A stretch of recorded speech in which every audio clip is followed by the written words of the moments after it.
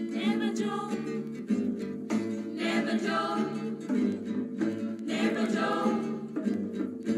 Oh, money, never money, never money, money, never money, money. Now know what you can even money, money, never money, never money, money, never money, money. You can keep, you can even money.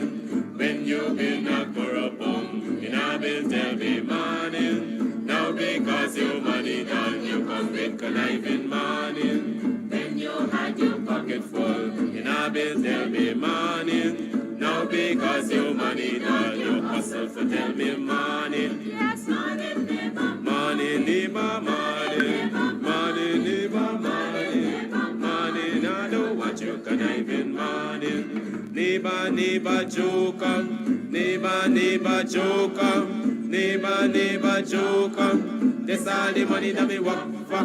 A 2 pound note and a guilder piece. A 2 pound note and a guilder piece. A 2 pound note and a guilder piece. This is all the money that me work for. I said money, neighbor, money, neighbor, money, money, neighbor, money, money. Now I don't want you conniving money. Oh, Joseph. Hey sporting fans, it's here. Yes, it's the Club Twilight Old School Thursdays featuring Selector Delta and DJ Bishop. Yes, this Thursday. Come on down to Club Twilight Sideline down Buxton North for Old School Thursdays. Karaoke on demand. Yes, Selector Delta and DJ Bishop on the ones and twos. Karaoke in the house and lots of old school style. Come check it out this Thursday at Club Twilight Sideline down Buxton North. Big up yourself and go on. Club Twilight Promotions done.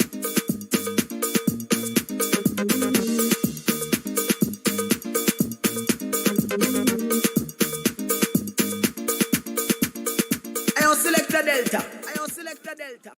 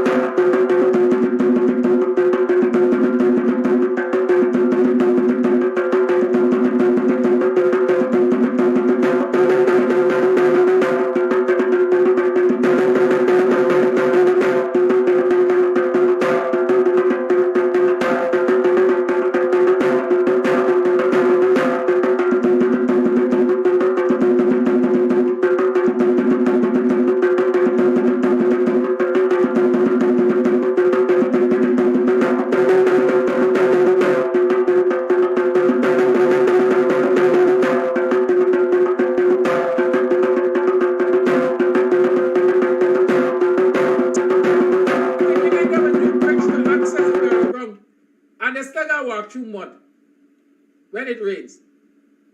Even now it's not raining. And they got to walk through grass that is high over their heels, over their ankles. Because no maintenance is being done on that thing. Disrespectful to him, they dead. But some people can say, this man is an upstart. This man is always complaining. He's not talking about the positive. Hey, sporting fans, it's here. Yes, it's the Club Twilight Old School Thursdays featuring Selector Delta and DJ Bishop. Yes, this Thursday. Come on down to Club Twilight Sideline down Buxton North for Old School Thursdays. Karaoke on demand. Yes, Selector Delta and DJ Bishop on the ones and twos. Karaoke in the house and lots of old school style. Come check it out this Thursday at Club Twilight Sideline down Buxton North. Big up yourself and go on. Club Twilight Promotions done.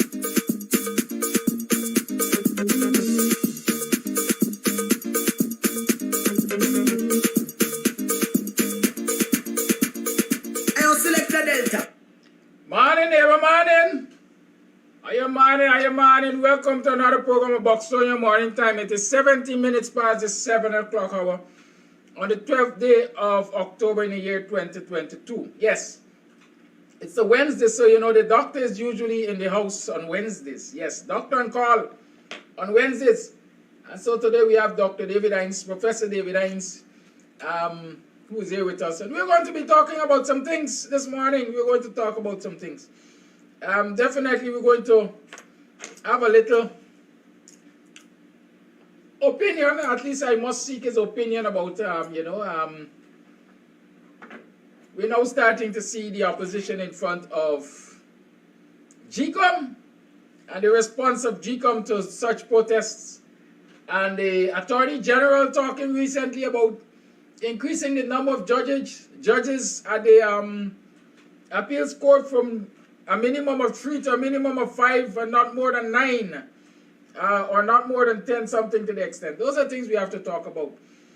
Because while people sit back and pay little attention to these things have long-lasting impacts on our society, right? If you have 3 judges, it's easier to get consensus, if I can say that. Because you can get a 2-1 majority ruling, you can get a 3-0 unanimous ruling. But when you got 5 and 9 and 10 to contend with, you only need, 2 or 3 people to just throw cats among the pigeons. And so the PPP is calculating in their ways. The PPP always calculates. And if you want an example of the PPP changing the minimum and the maximum to have their own way, look at the Public Accounts Committee. They changed the Public Accounts Committee, the quorum of the Public Accounts Committee from 3 to 5, was it? And in that they insisted that at least one opposition member must be present or the sitting can't go on. Since those changes were made, the Public Accounts Committee has been hamstrung. They have hardly been able to meet and examine the public accounts because the PPP deliberately absents itself from those meetings. Imagine when they make such changes at the Court of Appeal, what their intentions are. Morning! Welcome to the BUXTONIAN Morning Time. Dr. Hinds, welcome to the program. How are you today? Good morning. Fine, thanks. Well, I know I hear your name calling, boy. They call your name, they like calling your name, you know. Remember in Victoria, about 2 years ago or a year, some while ago, we had that their protest, and you were recorded as saying undermine the government, right? Undermine the government. I saw that clip making the rounds again, along with one that Rickford Burke said, shut down the Harbour Bridge, shut down the malls, shut down Regent Street, because you have to do these things so that this government is going to act appropriately. And so there was that accident at the Demerara Harbor Bridge that threw it out of alignment. Some people would call it a major accident because I think it's the worst damage that was ever done to the Harbor Bridge. Minister Ignar, drunk and out of order, Minister Ignar has been circulating that clip and saying that the accident at the Demerara Harbor Bridge is a direct result of that clip. What do you say to such ignorance? We have great power, Rickford and I. It's obvious that we can stay where we are and cause the Harbor Bridge to be destroyed. What great power.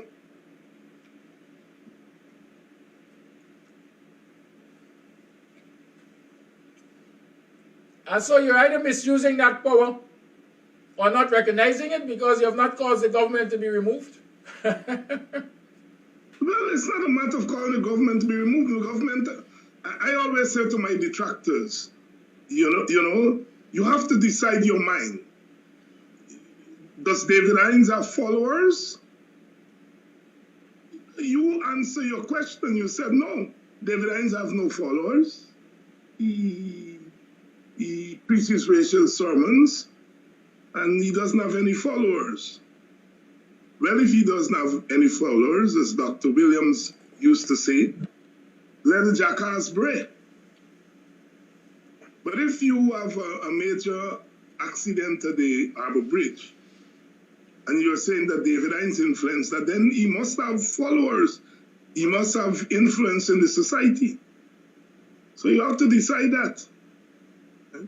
In the meantime, I continue to do my work. Indeed. And then continuing to do your work, we will continue to point out definitely the failings of the government and I'm doing more than pointing out the failings of the government. I think the ordinary people recognize the failings of the government more than I do. I continue, my objective is to keep people mobilized. You have to be mobilized. People have to be mobilized. It's not that people don't know what is going on. People know what is going on thanks to social media, thanks to the work that you do and Rickford and everybody else does. People are now far more informed than they've ever been. It is whether we translate that state of being informed into mobilization, into a mobilized people. And that is the work that we have to do, is to keep people mobilized. And that is the work I'm interested in. I'm talking about that mobilization. Yesterday, the opposition, or the main opposition party, came out and was present in front of GCOM, continuing that protest and that call for clean voters list and the removal/replacement of Claudette Singh. You care to comment on that development? Well, I think it's an encouraging development that a major political party has gone to GCOM and keeping the focus on GCOM, because our focus must be at the very important points that the PPP wants to concentrate on. And certainly GCOM is a very pivotal area as far as PPP's dominance is concerned. It is elections are determined at GCOM. And so what is going on at GCOM needs to be highlighted. I'll make one small criticism of the opposition, and that is this. A couple of weeks ago, you and the WPA were in front of GCOM along with some other citizens. And then now we have the PNC out there. We are not doing ourselves much justice. We need the two groups to come together. You know, if the WPA out there for 2 weeks and then the PNC come and go to 2 weeks, what are you doing? You know, you're scoring political points, or you're trying to maximize the mobilization of your people. So that's one of my mild criticisms. The opposition has to act in a unified way where it's possible. And I think there is consensus on the GCOM thing, consensus on the AFC, the PNC, the WPA, there's consensus.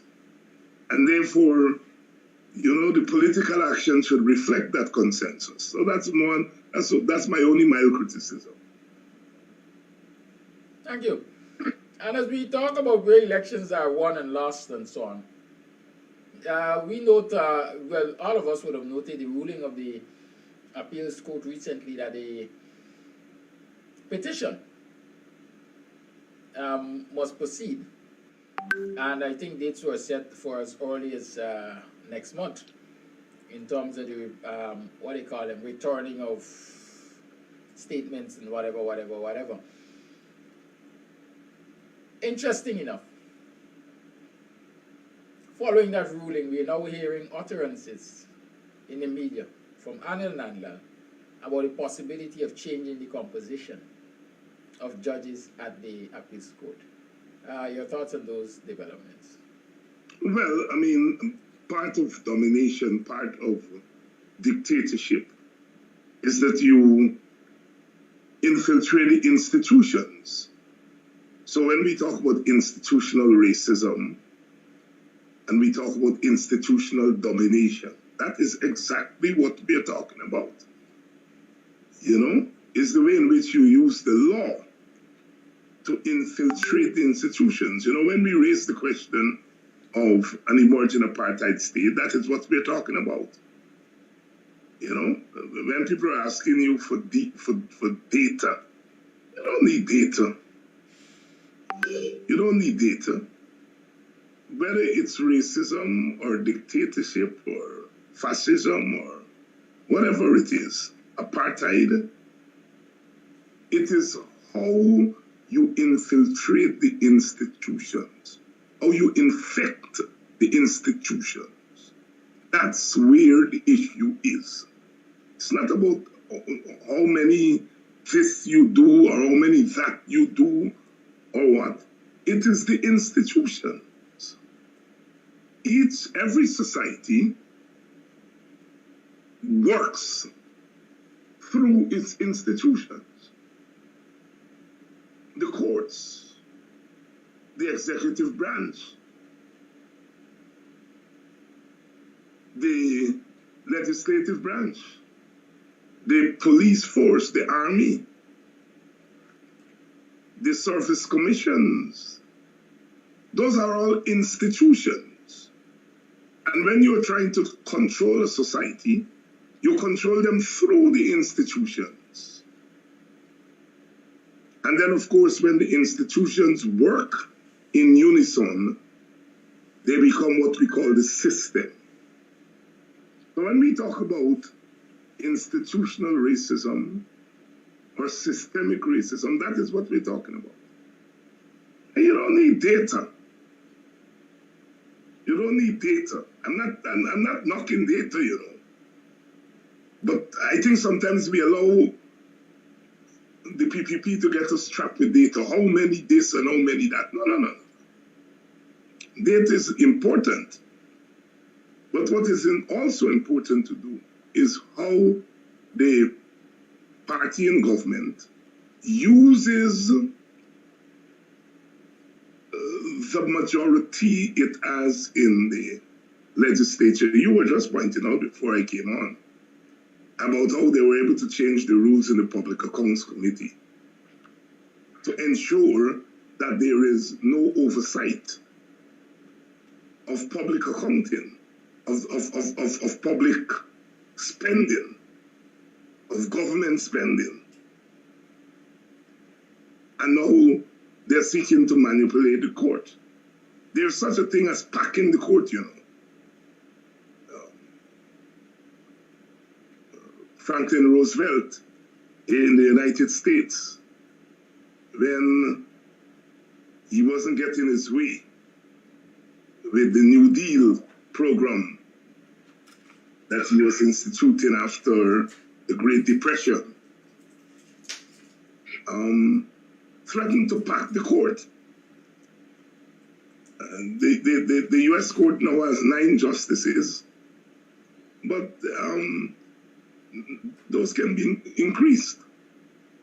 In fact, there was talk about packing the court after the Republicans seized control with the 6th Street, and there was pressure on Biden to pack the court, meaning to add more people to the court.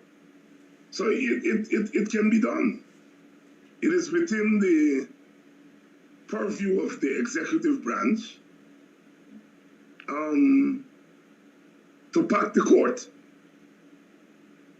But you have to have good reason to pack the court. You can't pack the court if it flies in the face of natural law or constitutional law. All right? But the point here is that it is the very court that you're trying to pack that will have to determine whether your action is constitutional or non-constitutional. The point here is that the PPP recognizes that in order to dominate the society, it has to take control of the institutions in the society. And it is doing so within the confines of the quote-unquote law, meaning that if the president or the executive has the authority to do things, they do them with scant respect for the rule of law and scant respect for the Constitution. And so that is what we're seeing. It is a manipulation of the law in order to take control of institutions. And the way in which whatever political scope there is for the executive, they stretch it. So the executive power is being used in an elastic way. They're stretching executive power. Remember, the president went to Mocha, and when he was asked, why are you bypassing the NDC? He said, we are going straight to the people. What he's doing is that he's stretching executive power. And more than that, he's stretching the supremacy of central government over local government. The kind of system that we have is one in which the purse string lies with the central government. And the PPP government is stretching that authority.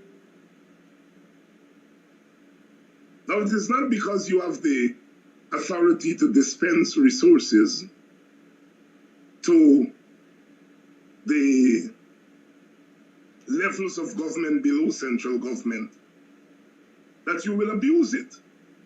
And what the PPP is doing, it's abusing the authority of the central government. And in effect, unconstitutionally stifling local government, as in the municipalities, Georgetown, New Amsterdam, etc., and the NDCs and the regional governments. Now, as was pointed out at MOCA, is that the PPP is selective. It is selective in terms of which local authority it bypasses.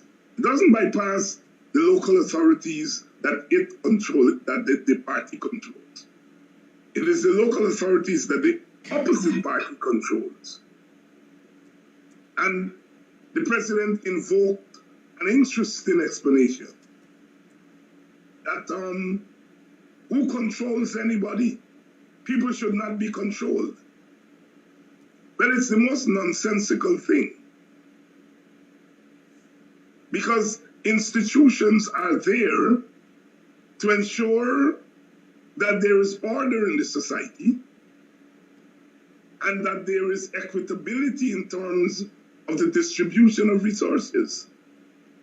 And so therefore, the institutions themselves have to have authority. So the president is using executive power to selectively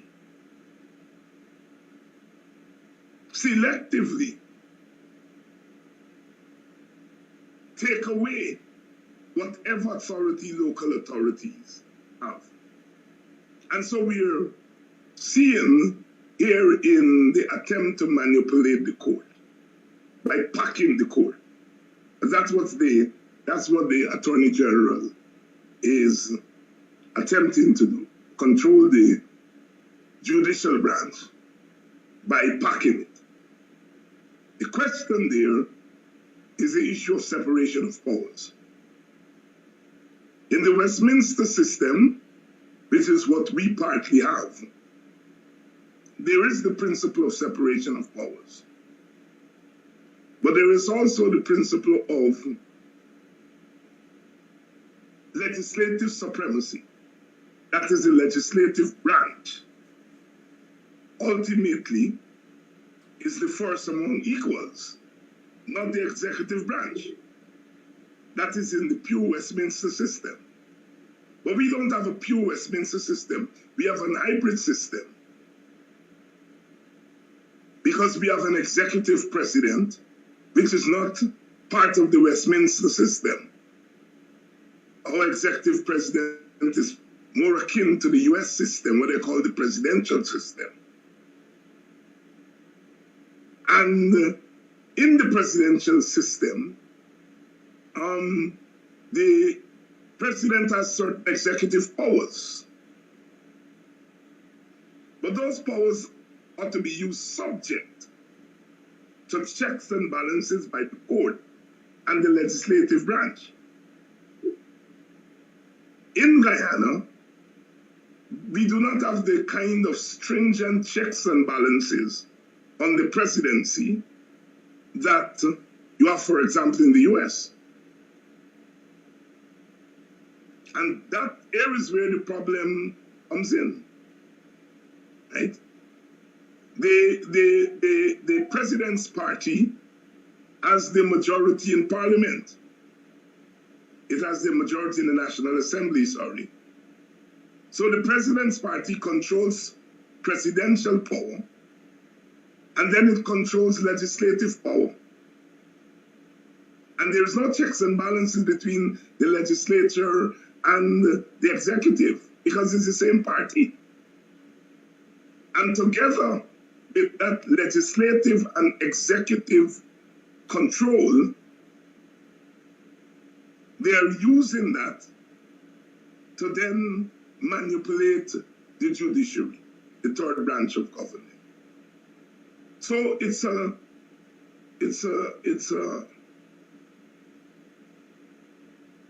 serious development in trying to tamper with the courts, to make up with the courts. No, I am not sure. We'll have to have a lawyer to answer this. I know in the United States, the judicial branch was left to Congress to create. When the writers of the American Constitution created the Constitution, they did not create a judicial branch. They allowed that branch to be created by the executive. And the Administration and Justice Act, I think, Congress passed that and created the court. The court took its independence in the Marbury case. And so that is how it developed in the United States. In our case in Guyana, the framers of the Constitution created a judicial branch. It did not leave the judicial branch to be created by the legislature and the executive. It created a judicial branch. So the judicial branch has its own sphere. It didn't have to take it, as in the case of the United States with Marbury. So our system allows for separation of powers. And my layman's sense is that the Attorney General is playing with trouble, because I think he's violating separation of powers. Now, the executive has certain authority, but like I said, the executive has to act subject to the constitutional requirements. So it's a very interesting development, but it is consistent with the PPP, attempt to infect the institutions, whether it's GCOM, the service commissions, the parliamentary rules, and now the court. It's part of an elaborate attempt to control the society without martial law, without getting rid of the Constitution. So it's manipulation. That is what it's doing. And given all of this manipulation in its quest for dominance in the society, there are many onlookers who are of the firm belief that the PPP is setting itself up, is setting this country up for an explosion of sorts, a disruption of peace. And so the question is, can this peace be maintained, this relative peace that we exist in this country, be maintained without a political solution to all of the challenges that we are witnessing? Well, I mean, people may look at what's going on and say it's peace. I don't see anything peaceful about what's going on in Guyana. Guyana is in a state of turmoil. It may not be in an active state of confrontation on the streets and all of that, but it's in a state of turmoil. It's a state of turmoil. It's there and thereabout, Some countries exist on the brink. Look at a place like Haiti. Haiti is not a functional democratic polity. It exists on the brink. And every year, there's a new development. Now gangs are controlling the country and so on, because the country is not being wiped off the map. It's not being totally disintegrated. It's there on the edge, existing on the edge, and Guyana is almost there. It's existing on the edge. Why is the PPP nervous about the Harbour Bridge, an accident to the Harbour Bridge? Because the PPP knows that what it is doing, the effect of what it is doing, it would rile up a section of the population. And so it sees sabotage in everything, because it knows that that is the direct impact of its approach to governance. So every time the Harbour Bridge gets jammed or something happens, it feels that it's the opposition that's doing it. Because it knows that the impact of its approach to governance is what you're talking about. Nobody has to tell them that. They know that. And so even when there is no sabotage, they see sabotage. You see, now, our country is not going to develop economically, regardless of how much money comes in with oil, we're not going to develop economically unless there is a political solution. Because the heart of the problem is the groups in the society do not feel that they are participating in the governance of the country. And because they don't feel that they're participating in the governance of the country, meaning making decisions, important decisions, making decisions about contracts for oil. Aubrey Norton recently suggested that when it comes to spending on projects over a certain amount of money, there should be agreement between the opposition and the government. That makes sense. Otto Lewis's definition of democracy in societies like ours is that all those who are affected by a decision must be at the table to make that decision. And insofar as decisions, major decisions, we're not talking here about small decisions, major decisions. What do you do about the court? You're packing the court. What about the gas to show project, a big project, plenty money? What about the oil contract? Plenty money. These are decisions that are going to affect not only PPP supporters, but supporters of the opposition parties. And Otto Lewis is saying that democracy in such a situation must mean that all the representatives of those people should be able to make that decision. If you don't do that, then half of the society is going to feel disgruntled. And you can walk around the place and pick out 10 people from Buxton and give them contract, and go to BV and pick out at 15, and you can fool yourself that you're subduing the opposition supporters. You can take the government money and spend it and bring big artists and people party for 2 weeks, and you can fool yourself that you're subduing the opposition. You're not subduing them. They're human beings, and they have instincts, and they know what you're doing, and you know that they know what you're doing. And so therefore, unless and until we have a political solution in which the question of institutional power is settled, Guyana is going to be always on the edge, waiting to explode. It's as if we've learned nothing.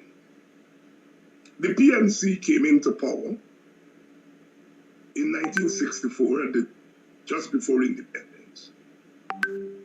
And it took the approach that that party alone could run the government. It started off as a coalition with the UF, and then that disintegrated. And they thought that they alone could develop the country. Well, there was some good working class policies by the PNC. They had effective foreign policy. But the price for those things was that the Indian Guyanese community was alienated. And despite all the progressive policies of the PNC, it could not develop the country because half of the country was alienated, whether you like it or not. Half of the country was alienated. And so what was that half of the country doing? That half of the country was undermining the PPP, the PNC. They had economic power, and they were using that economic power to undermine the government. In the end, the PNC had to throw in the towel. In the end, it had to throw in the towel. The PPP came to power. And it used the mask of democracy. It used the mask of to do the same thing the PNC was doing. Trying to run the country on its own. And in the end, some of its own supporters forced them out. You see? So Guyana is the type of country that you have to have a political solution. No, you have big people, intelligent people, talking about, I support Dr. Ali. Without realizing, and these are people who are talking about democracy, you know. Without realizing you're creating a new God. You're creating a new political God. You're personalizing power. And you are saying this man and his party can develop a country where half of the population is saying we don't want you. So if half of the population is saying we don't want you, how are you going to govern? You can only govern it by subduing that other half. And people are enabling that nonsense by talking about democracy and so, one seat majority. And even that is contested. And so they're saying, well, the PPP may be bad, but Dr. Ali has good ideas. He's a good man. And these are people who cuss Burnham left, right, and center. He's a dictator. And they are in the process of creating a dictator. Half of the population is saying, we don't want that man. And the man is saying, one Guyana. But half of the population is saying, that Guyana that you are talking about, we don't want to be part of it. How do you govern? You have to govern by dictating. Dictatorship. Dominance. And that is what is happening in Guyana. And, you know, the government is taking advantage of people's basic concerns. People have to eat. People have to work. People have to put a roof over their heads. And the government is taking advantage of that to give the impression that it is governing for all of the people. Now, the people know that the government is not governing for all the people. The government knows that it's not governing for all of the people. And so the country remains on the edge. It remains on the edge. The government knows it doesn't have the confidence of half of the population. It knows that. So when somebody jammed the Harbour Bridge, it believes it's the other half that is undermining it. This is what is happening in Guyana. Regardless of what I see my brother Norman Brown talking about PPP having influence in Linden, and these chaps are not distinguishing between survival. People have to survive. The people of Linden have to survive. They're not making a distinction between survival and acceptance of the government. And they're equating the two things. People come to Buxton and give out $54 million in contract. What do you expect people to do except taking $54 million and go away? People will take it because they need it to survive. And people are characterizing that as an acceptance of what the government is doing. There are two things two different things. Sparrow, in his song "I'm a Slave," said, you know, every time I try to make an escape, the white man is there with a gun and a dog. But I plan and I'm still planning to make a brilliant escape. Survival and resistance. That's what Sparrow is saying there. And every time I see the man, the white man with that wicked man with his gun and his dog, the body just start to crawl. You know? Bob Marley said, he who fights and run away live to fight another day. There is survival instinct in human beings. But the presence of survival is not the absence of resistance. And sometimes we on our side get frustrated because we see people taking a little thing and so on, you know. I have good news or bad news. The presence of survival is not the absence of resistance. Sometimes the very survival instinct is an act of resistance, and the PPP knows it. After spending government money to bring artists and fetting the people, the next week the bridge gets jammed, and the very people you're fetting, and you're saying, look, there is national unity. You're accusing those very people of jamming up the bridge.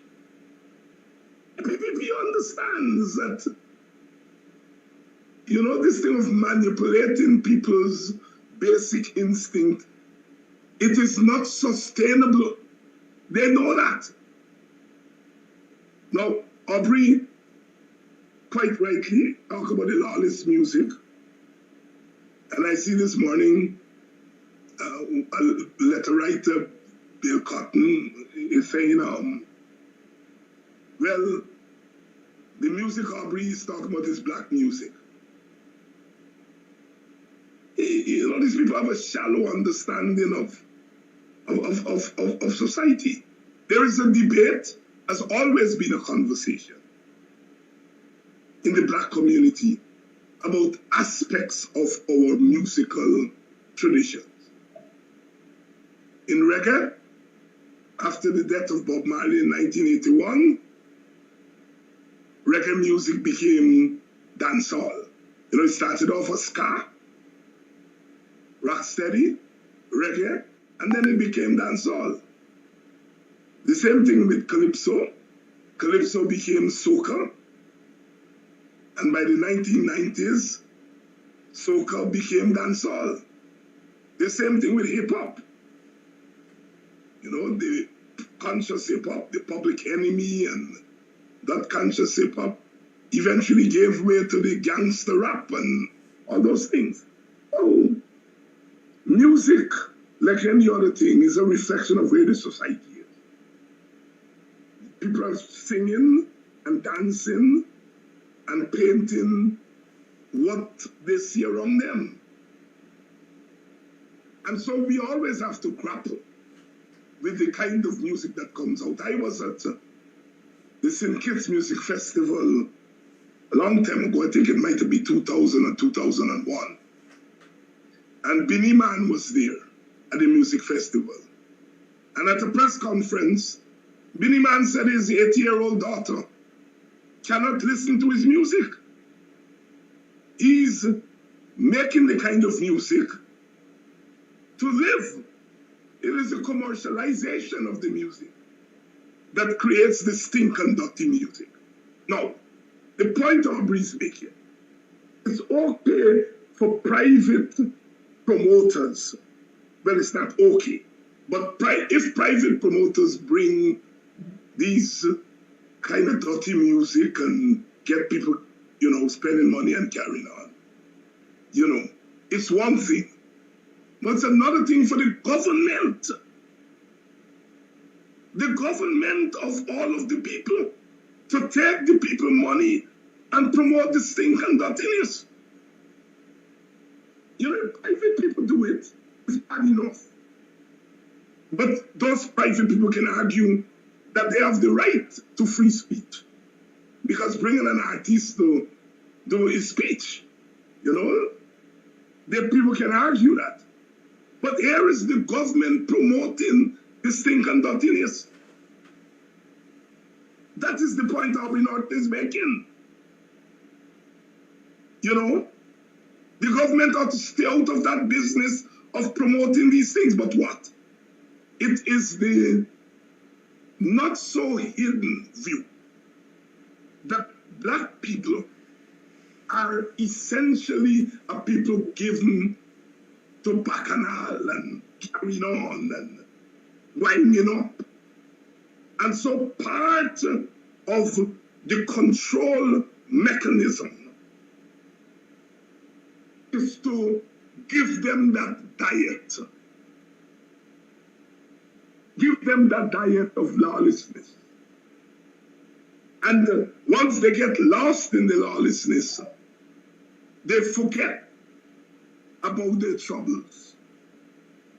And that is what is going on there with all this carnival thing and so on and so forth. I noticed somebody last week in a letter took me to task and said that I am against tourism, sports tourism and so on. I'm not against sports tourism. I'm saying the government has the constitutional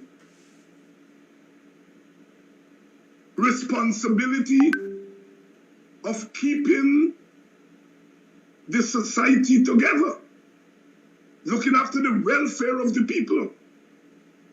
And it is clear that some of this music, whether it's black music, white music, brown music, some of this kind of music is undesirable. Music that preaches violence and, you know, degrading of women and you know, lighter and carrying on and so on, cannot be uplifting music. Cannot be uplifting music.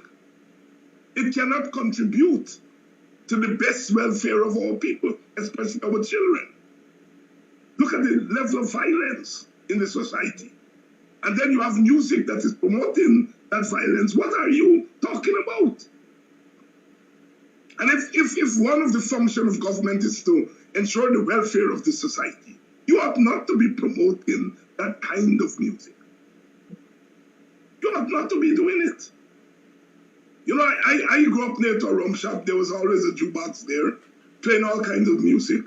And I remember as a little boy, we have a calypsonian named Sandali. And Sandali was very good at double touch. And I remember as a boy, you know, listening to Sandali music and repeating it, not knowing what he was saying. And my auntie would holler on me. And I didn't understand why, because to me, this music is playing at the jukebox there.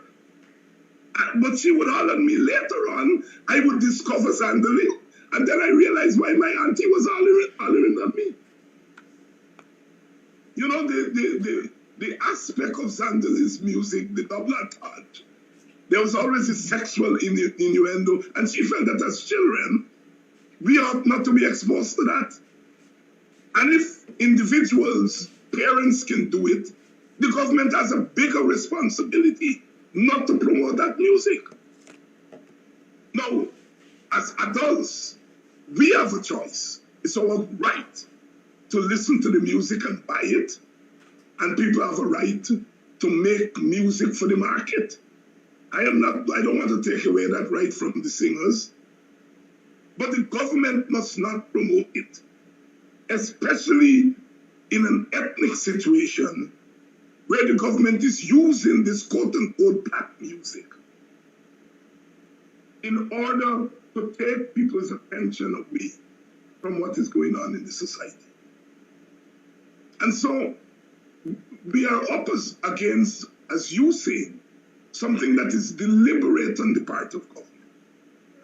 Deliberate on the part of government. When Irfan Ali is finished dancing up and making himself a clown on the stage, he goes to the temple.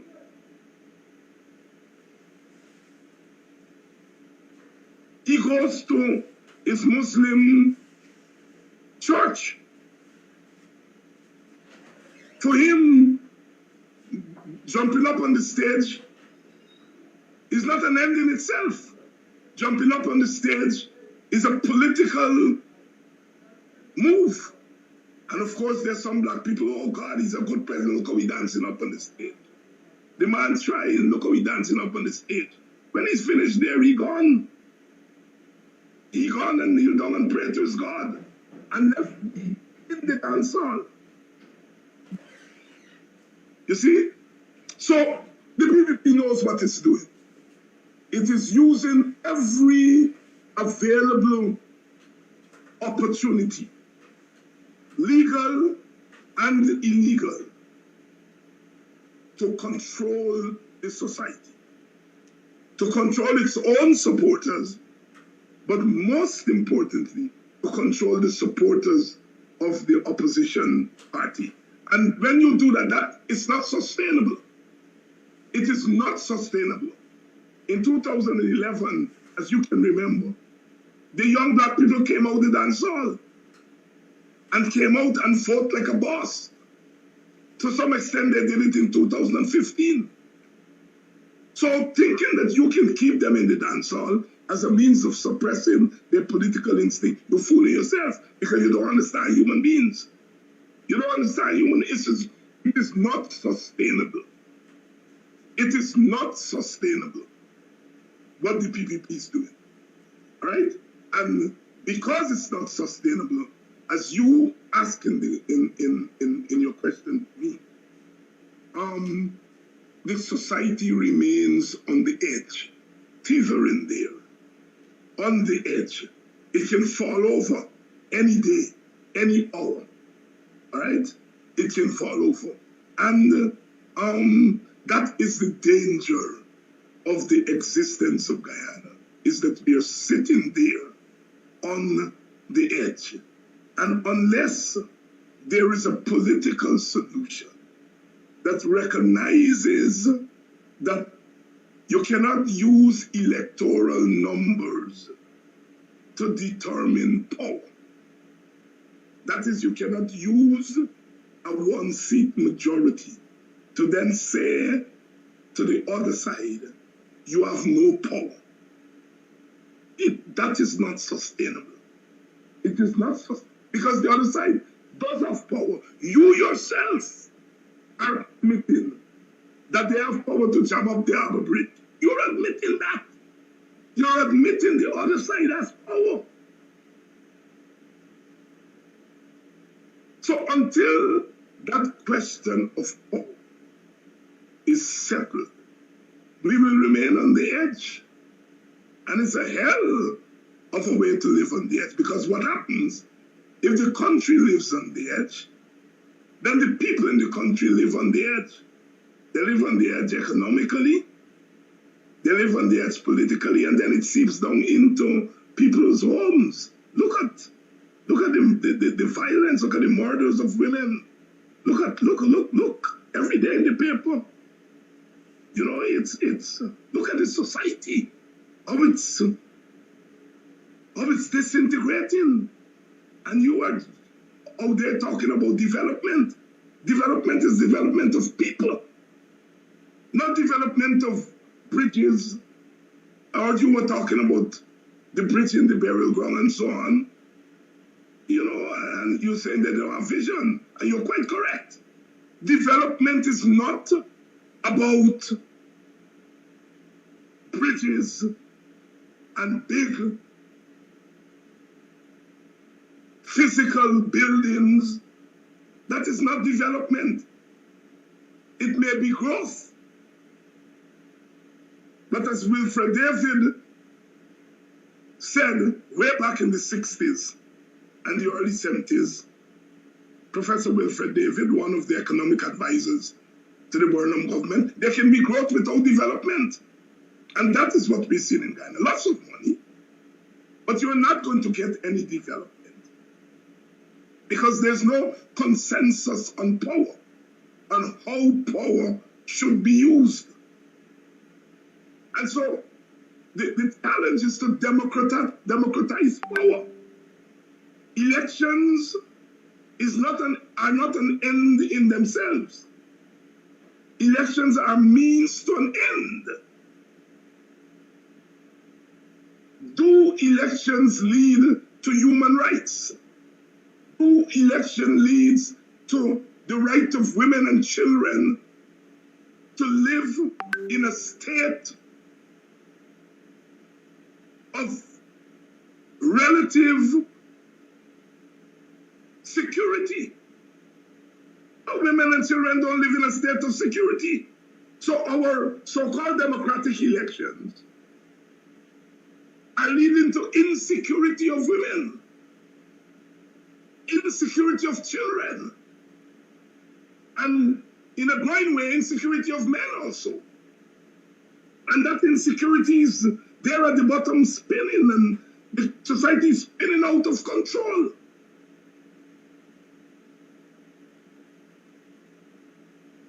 Democratic elections must lead to worker security. Workers must be assured that their unions are the ones that are bargaining with government, collective bargaining.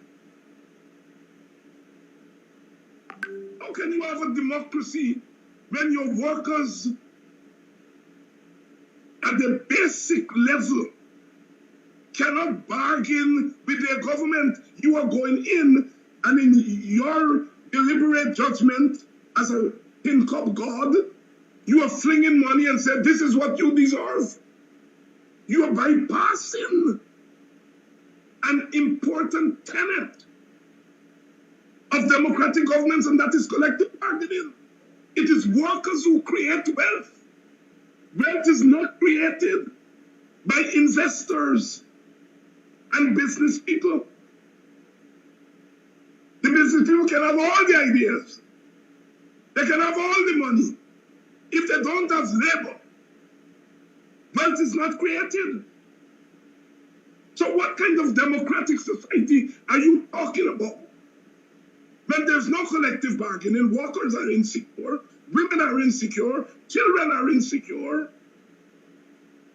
all ethnic groups are insecure. What kind of democracy? What you are creating is an unstable society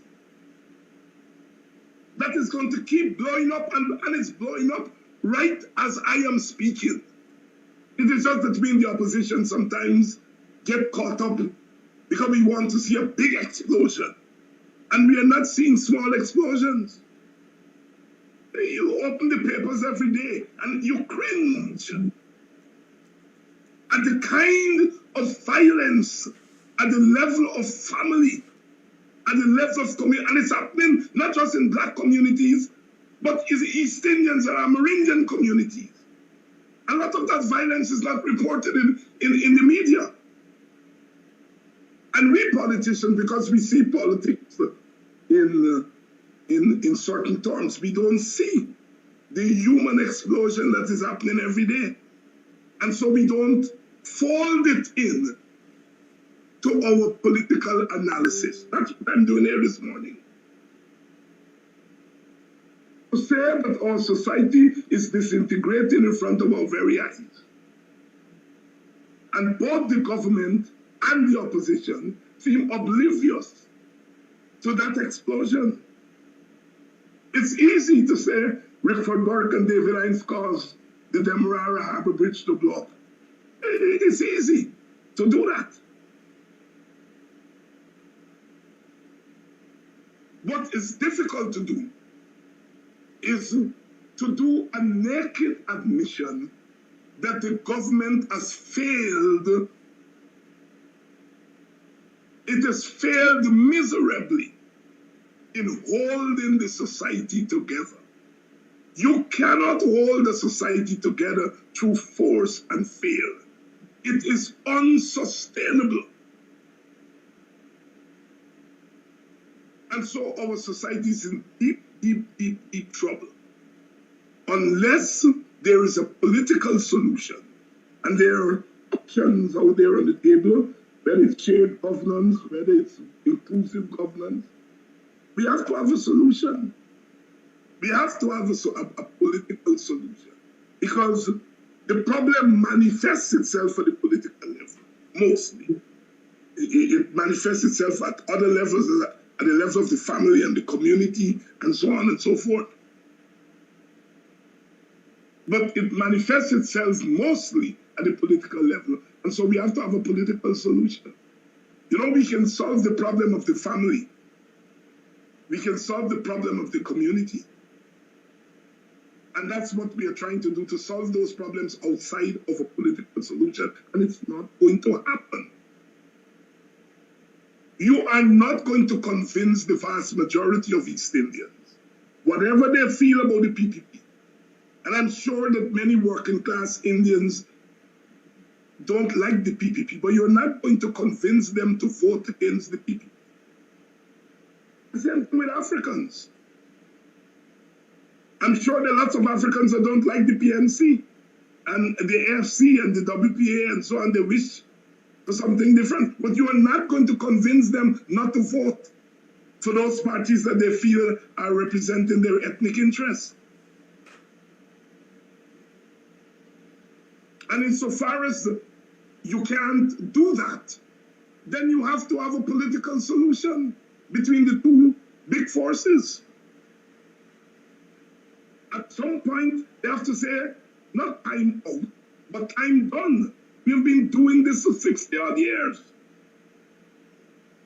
We've been doing it for 60-odd years.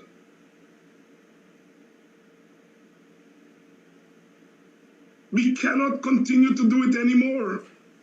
And now with this money that is coming in, wherever you have plenty good money, you have plenty bad money. All the killings that we are hearing about on the streets of Georgetown, you know, all the killings, all the old BASCOM story and all that kind of story. We know that there is badness with goodness. There's bad money with good money. So wherever the plenty good money is coming, there'll be plenty bad money. To learn the money, you have to have money. And so plenty money that is coming in, there's an increase in money laundering. And where there is money laundering, there's going to be laundering of human lives.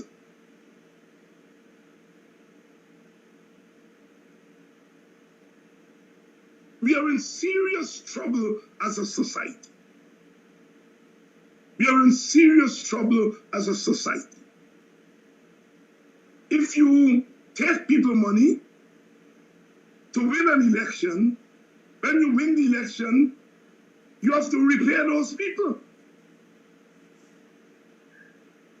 So there is a way in which the underground controls your institutions.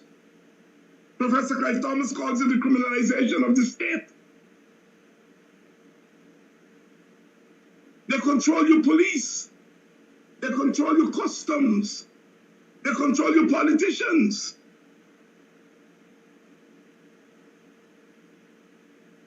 So all this talk about democracy and all that kind of thing, it's nonsense. Our society is in serious trouble and in need of a political solution. Thank you for allowing me to give that long answer to your short question. Thank you for that detailed answer. As a matter of fact, in your response to that question, I was reminded that a regional newspaper, I think it's a Jamaican newspaper, which responded to an editorial coming out of the Village Voice and asked when CARICOM is going to pay attention to this, I can't remember if they call it a sitting volcano or something that was on the verge of eruption. Yeah. CARICOM is seen as part of the problem. Do you really see them as part of the solution?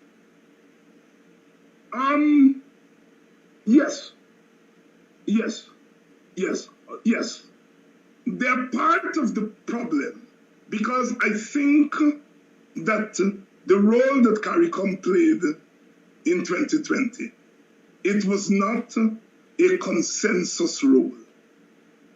I think it was more the chairman of CARICOM, along with Prime Minister Gonzalez, the outgoing chairman. And I think their position on Guyana, I do not think that it had widespread support among the leaderships of the other countries. Prime Minister of Trinidad, for example, washed his hand. I remember he said this is not going to end well. And he may have been thinking that the elections will not end well. I can't speak for him. But that was a very prophetic statement, in that it's not just the elections will not end well. The situation, Guyana itself, will not end well. And I think he saw that, and he went back to his country and he called an election. And almost the same thing.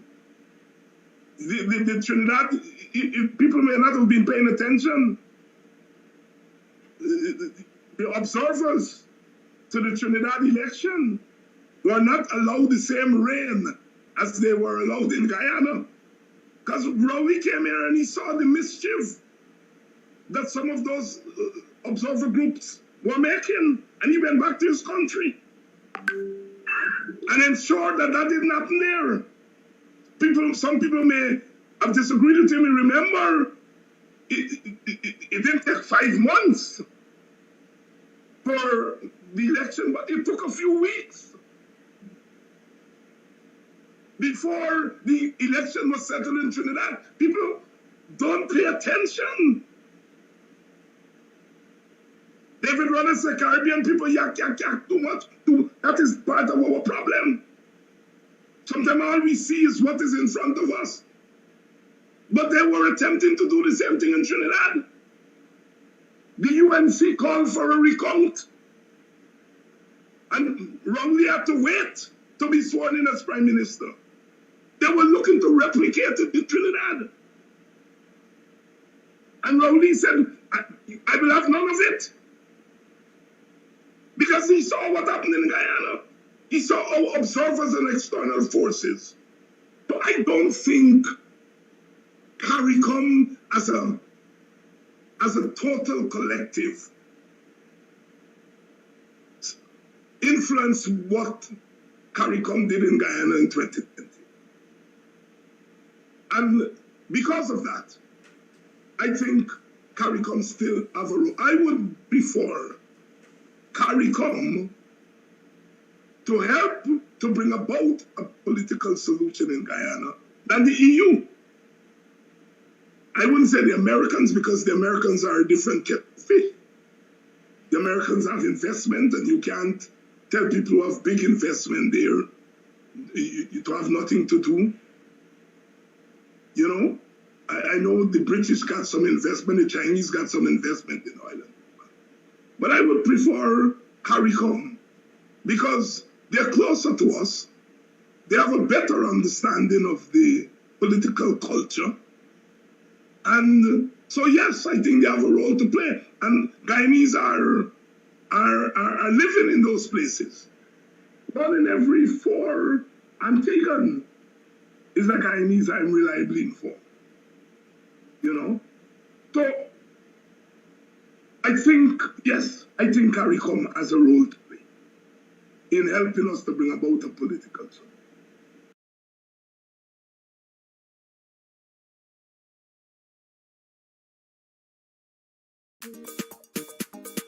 Hey sporting fans, it's here. Yes, it's the Club Twilight Old School Thursdays featuring selector Delta and DJ Bishop. Yes, this Thursday, come on down to Club Twilight Sideline down Buxton North for Old School Thursdays. Karaoke on demand. Yes, selector Delta and DJ Bishop on the 1s and 2s. Karaoke in the house and lots of old school style. Come check it out this Thursday at Club Twilight Sideline down Buxton North. Big up yourself and go on. Club Twilight Promotions done.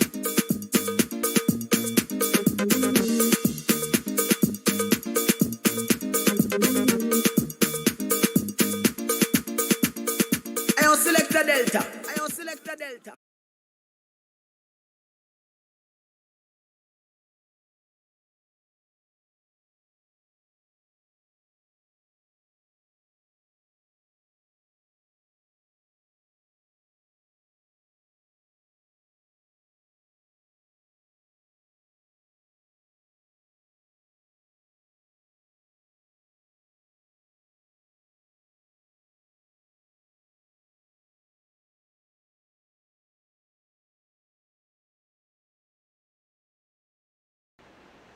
Tonight is the night. Yes, welcome to another program of BUXTONIAN Morning Time. It is 7 hours 29 on the 13th day of October in the year 2022. Yes, welcome down. It's a Thursday. Tonight at Club Twilight, they have the old school Thursdays. It's the first of many. So one can call it the official launch of Club Twilight and the old school Thursdays. Sideline down Buxton North. You can sing karaoke. Enjoy a good old school party with selected Delta and DJ Bishop providing the musical entertainment. Of course, cutters and so on, refreshments will be on sale with the well-stocked beverage bar. Come on down and support the thing. Yes, support the thing. We like to talk about supporting the thing. A lot of people like to say, you're going to see me. I'm going there. Come in. But you know what?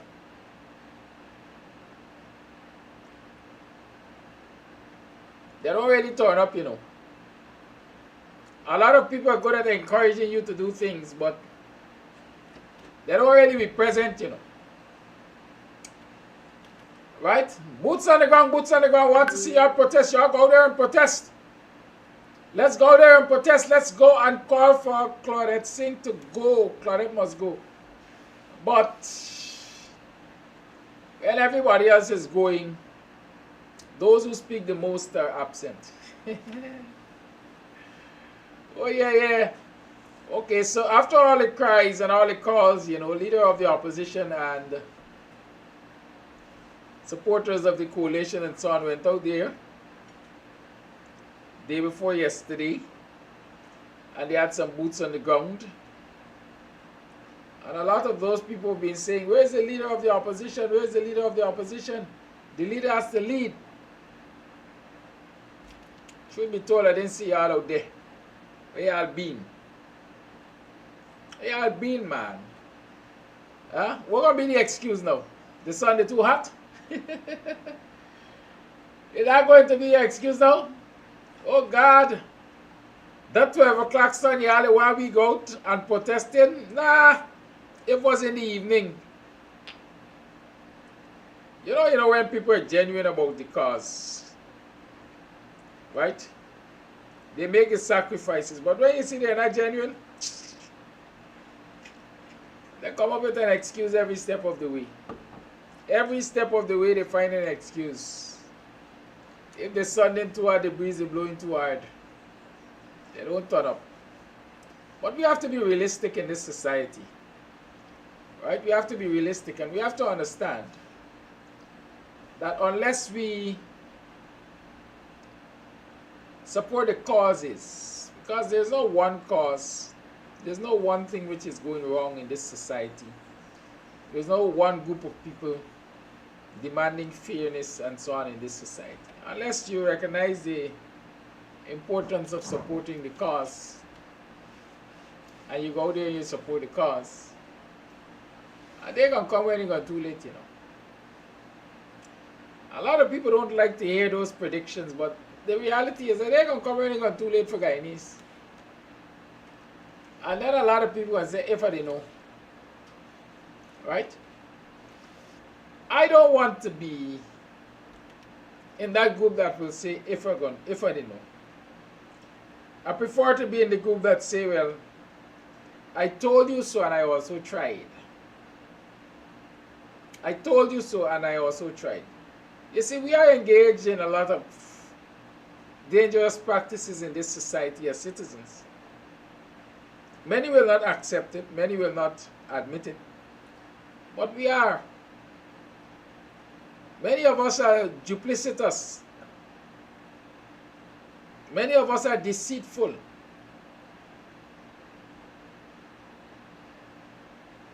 Many of us have a Jekyll and Hyde character or characteristic. We behave like Dr. Jekyll and Mr. Hyde. You know the story, one was a murderous criminal and the other one was a decent, self-respecting doctor. Yes. And some of us have to move away from that kind of behavior if we want changes in this society. People have to be honest with themselves and honest with the people they partner with and the people they represent and the people that look to them for representation. Right? I've never heard, I might be wrong, I've never heard of someone going to a lawyer and presenting a matter that they want taken to court. And the lawyer tell them, you don't have a case. I don't think I ever heard of that. I might be wrong. The lawyer takes the case and prepares a brief and takes it to court and everything and goes through the motion, gets paid, knowing very well that the case will be lost. Right? At least that is the impression I get of a whole lot of lawyers. I mean, you generally don't hear these things whether or not a lawyer tells a client, but you ain't got no case, don't waste time, don't waste your money. Good? What am I saying that for? I'm saying that to say that, you know, a whole lot of deceit is present in this society. Like I said to somebody the other day, you don't only have snakes in the grass now. You have snakes all in your ceiling. You simply don't know who to trust. You simply don't know who to trust. You roar into hell and go and you feel, yeah, I'm making good pace here because the others behind me rowing.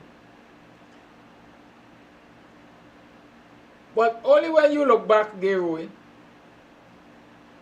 Once you set your eyes on the destination and you're rowing to hell and go, they're rocking back and making a mockery of you. I will walk to the finish line with you on what you feel. I will go to the finish line with you on what you feel. We have a lot of that in this society right now. And so when I looked, a lot of mercy, people are going to get hurt now. When I looked at the numbers in front of GCOM on Tuesday, I pat myself on the back. I'm being honest with y'all, you know. Because I was saying to you guys all the time, what we were doing in front of GCOM, myself and the small group of protesters, was effective and impactful. And while we would have liked larger numbers, I was quite happy for those who were turning out. Because when you look at the state of the society and the state of mind of citizens, you come to realize that maybe a lot of them have no interest in protest. Maybe a lot of them have no interest in standing up for themselves. They recognize the need to stand up. They recognize that somebody needs to stand up against government and governmental malpractices, and against the misbehavior of these constitutional bodies and so on. Right? A lot of people recognize the need for that. But a lot of people have come to the point in my mind where they are not prepared to take the necessary steps. They are not prepared to put themselves out there to challenge the misbehavior. They want somebody else to do it. Right? And so while every day people are hollering, Mr. Amsterdam is out there and other folks are out there with him protesting, but where is the leader of the opposition? And where are the parliamentarians and so on? and boots on the ground, and the leaders must lead and so on.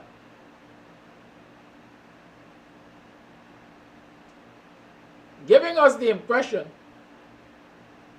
that should the leader of the opposition and parliamentarians turn out to protest, they will be out there too.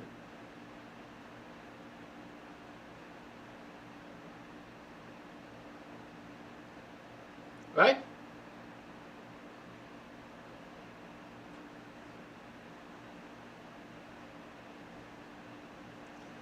I'm going to talk to you just now, Christine.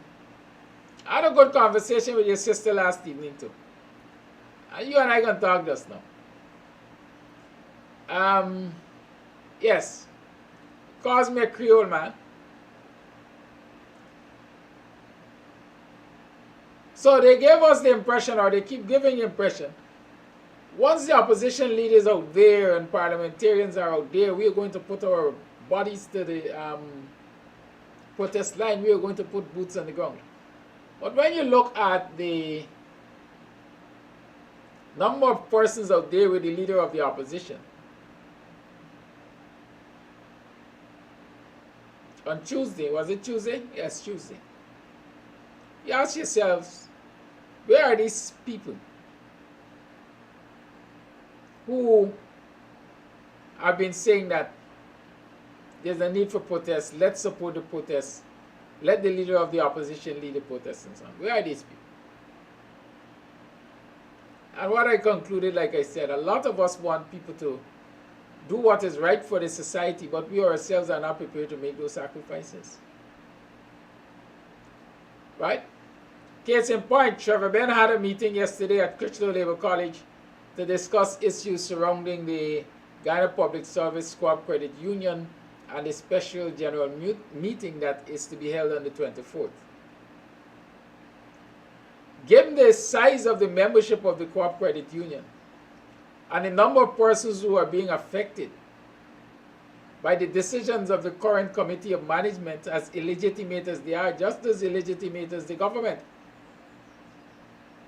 and given that the word on the street is that members want to see the backs of these people at the Co-op Credit Union Management Committee currently, one would have expected a larger turnout at the Trevor Ben arranged event.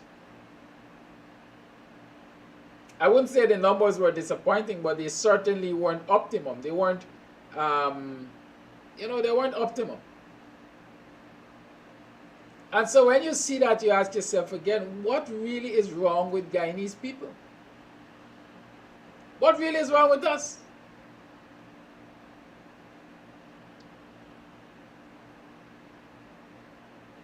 Are we simply lackadaisical, lazy, selfish, don't care a damn, don't give a damn? Or we simply believe that it is all well and good for others to put themselves at risk for us to get the benefit?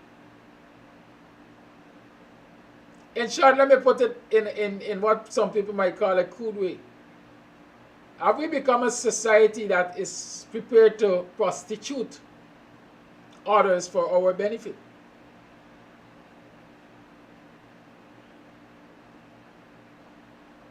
Huh? Y'all talk to me. Are we a set of people who are willing to prostitute others for our benefit?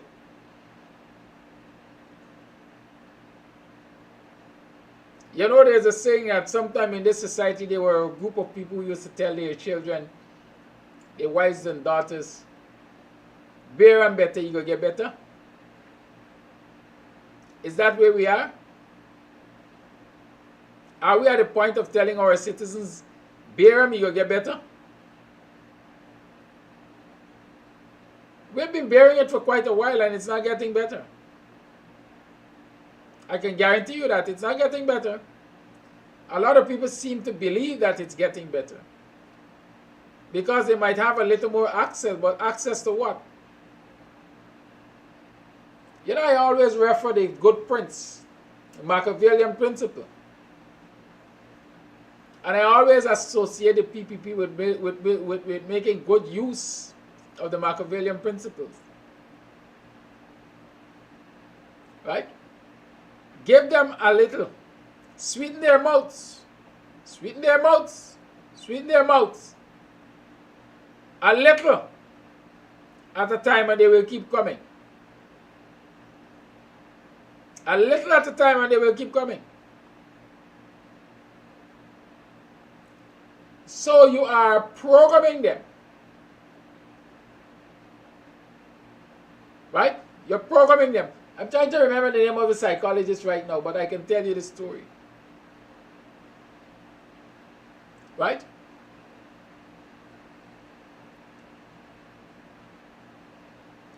Psychologists said that people can be conditioned. And animals can be conditioned, and he did that experiment with the dog where every time it was feeding time, you rang the bell. Rang the bell. And he fed the dog. And the bell, the dog associated the ringing of that bell with food. And so there came a time when he wasn't serving food to the dog, but he rang the bell. And the dog, every time it heard the bell, started salivating. I hope you all know what's the meaning of salivating, because I really can't explain that too much. Your mouth start full with spit. You know enough of y'all when y'all see the steaming hot curry. Yeah, by my mouth running water. That's the thing. It start to salivate. And so it was proven that, you know,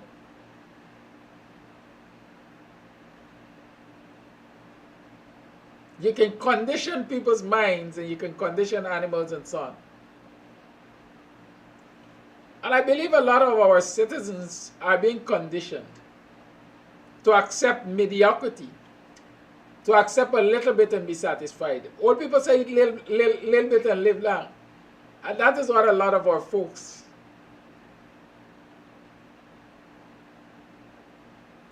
are prepared to accept. Eat little bit and live long. Good? You're going to, a lot of our folks are happy accepting $30,000. Like one woman said, thank God for Mr. Ali. Mr. Ali, you're doing good. They don't know how far the $30,000 going to go. Me ain't got to ask my child father for nothing. Right? Continue doing good, Mr. Ali. Continue give me $30,000. And I'm talking about the school grant. Sometimes I get a little twisted in my mind, so I have to ask, is that $30,000 intended to last for a year or a term? A school year usually has 3 terms. Is that $30,000 for 3 terms, or is it for this 4th term only?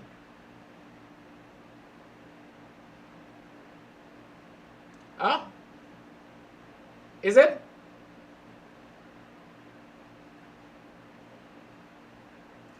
If it is for 3 terms, then you're talking about $10,000 a term. What can $10,000 a term do really and truly for you? If it is a 1 term, are you expecting another $30,000 in the new term? And if you be prepared to satisfy yourself with $30,000 each term, then you're just another victim of the Machiavellian principle, like I said. Right? You're just another victim of the Machiavellian principle. Get them a little bit. Sweeten them a little at a time and condition their minds. They will keep expecting more. And while you're sweetening them with a little at a time, and they're expecting more, you are giving yourself more. And you're giving those closest to you more. While they're waiting on the outskirts and the periphery to get more. And so by the time you catch yourself, or by the time they catch themselves, the gap is so wide that regardless of what they do, they can't bridge it. And that is what is happening to a certain set of people in the society.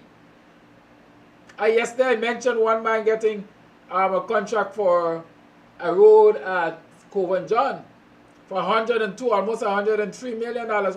One man.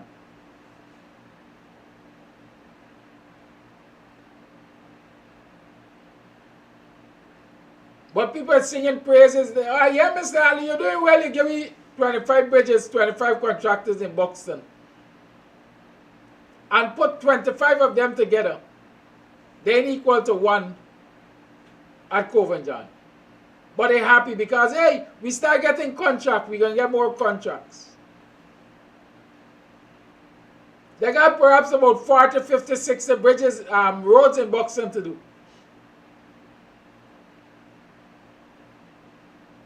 So just tell you right here, we're doing 60 roads in Buxton and we're giving 60 contractors in Buxton.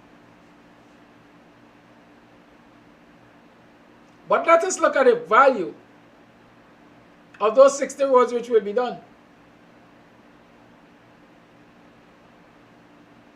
I'm willing to take a bet that if any of them will be done at a cost of 102 million or 103 million approximately, I'm willing to take a bet.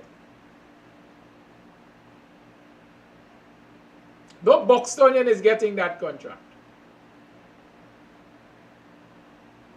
And if I see a Buxtonian getting that contract, I will be happy, but I will be digging to find who the beneficial contractor is.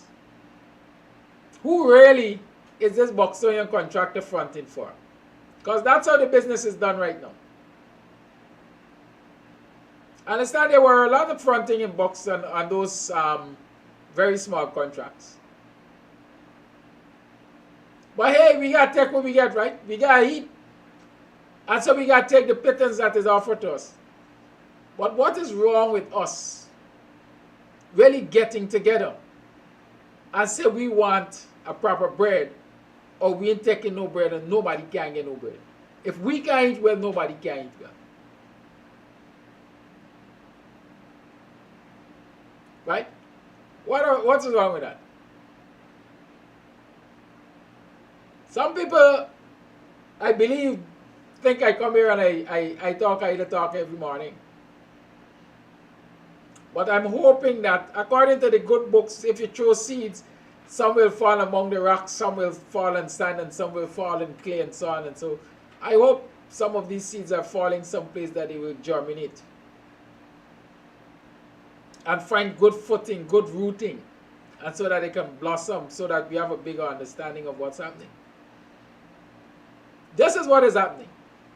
And I talked about the little that the government is giving to those who it doesn't perceive as its supporters and those who it is trying to win over as supporters, bring over to its camp. I am talking about what I noticed in front of GCOM on Tuesday when the leader of the opposition was present for protest. Why am I talking about the two together? Because I get the impression that in both cases,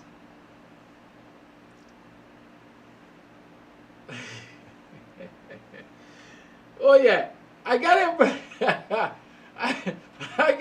impression that in both cases, just enough is being done to say that we are doing.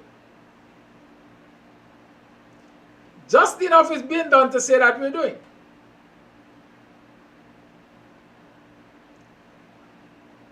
Are you following me? A good gentlemanly friend of mine described what the PPP is doing as low-cost politics. Okay, you're complaining that it's an apartheid government, they're only paying attention to infrastructure development and so on in predominantly Indo-Guyanese community. Right? That's a narrative that they have to counter. They have to prove to the world that no. We are not an apartheid government. We are not only developing Indo-Guyanese communities, we are also developing Afro-Guyanese communities. And so we are going to undertake some developmental projects in Afro-Guyanese communities. So when you look at it on the surface, you see bridges are being built in Buxton. You see roads are being built in Buxton. Mind you, they didn't start building no roads in Buxton now. I only got a wink of a list of roads that will eventually be done in Buxton.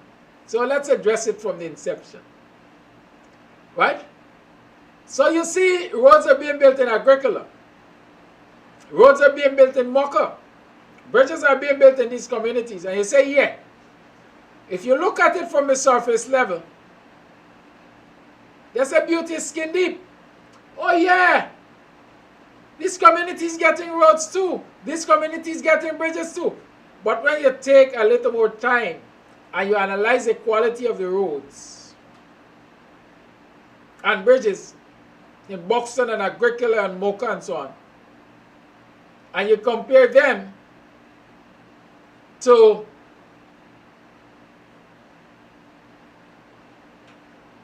those in Annandale and Lusignan and Monrepo and Traspe and Enterprise and so on, you say, wait, the roads in these African Guyanese communities are wafer thin.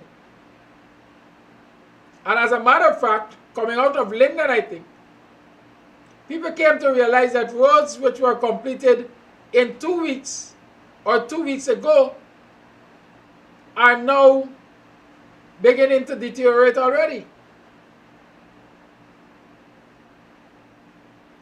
But when you go to these Indo-Guyanese communities and look at the roads which are completed 6 weeks and months ago are still intact. And when you quote unquote dig below the surface, you realize that, hey,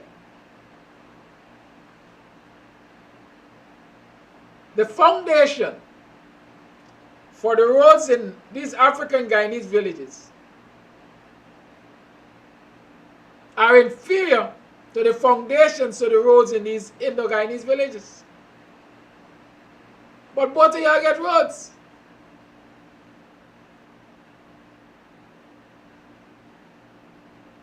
And you're celebrating in the African Guyanese communities, yeah, we get road, as if your road is of the same quality as the Indo-Guyanese communities. As if your infrastructure are of the same quality as in the Indo-Guyanese communities. As if the income coming to your community from these contracts are similar to those going to the Indo-Guyanese communities from contracts. Because you're being conditioned, or you are being conditioned to say, hey, we get it, and we got to take what we get. We ain't got to take what we get. We have to demand what we deserve. Likewise, yeah, the leader of the opposition come out and protest.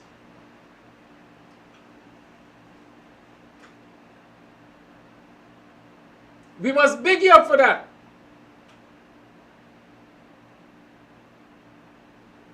But is that all we want? The presence of the leader of the opposition?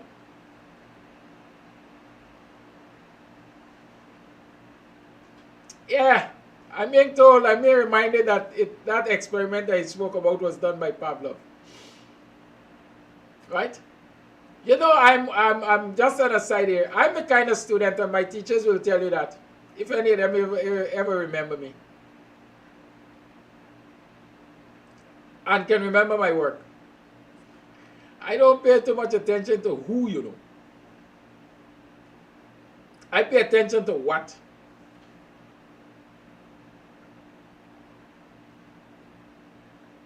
Good?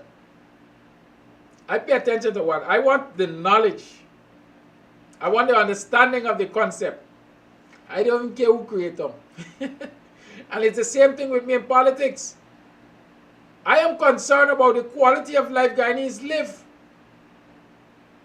I'm not too concerned about who provides that quality of life. I said it here before. While a lot of people believe that I got a problem with the PPP because it is an Indo-dominated government, my problem with the PPP is not that. My problem with the PPP is the way they're mismanaging the society, the way they're mismanaging our resources. I would be a darn fool to see a group of politicians, a group of people leading government that is doing extremely good for this nation, and by extension, this generation and future generations, and want to fight them down. I'd be a darn fool.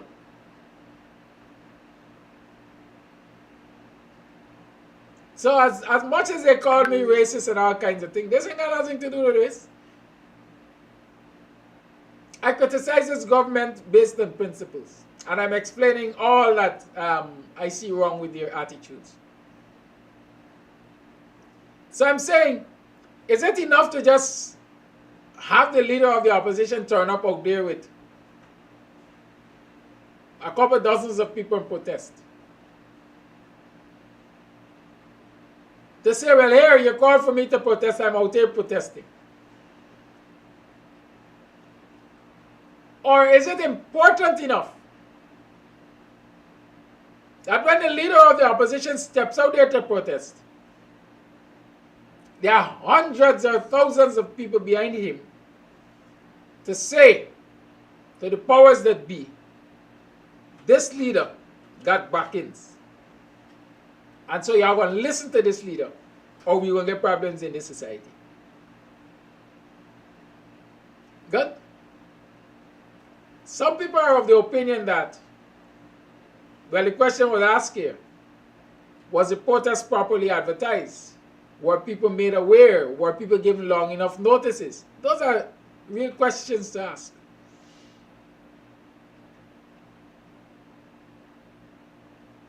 Other questions to ask would be, was it deliberately not advertised with long notice? Was it deliberately kept small? And when you get these answers, then you can really conclude if it's a good or a bad strategy. But for me, in my mind, if the leader of the opposition goes out there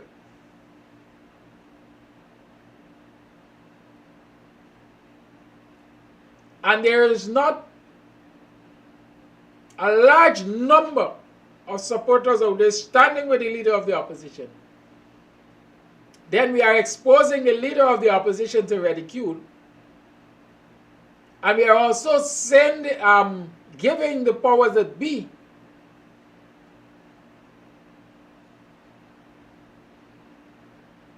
the opportunity to say,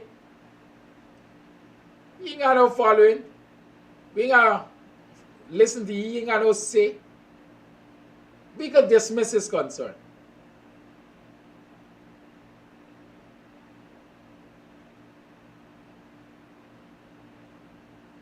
It may very well be at their own peril.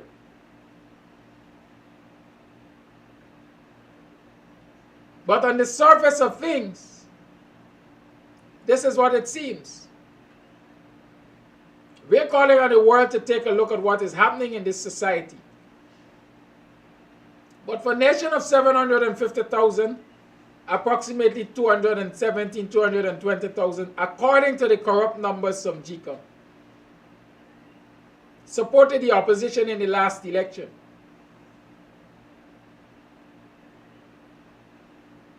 And one would believe that a large percentage of those are disgruntled with the way this government is handling the economy and so on. But when it comes to opportunities to show your disgruntlement, these numbers are not present.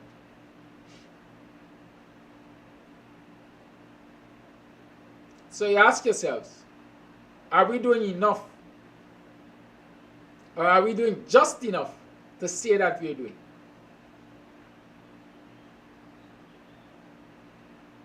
I know for a fact the government is doing just enough to say that it is doing for black communities. I'm not sure what the opposition's strategy is.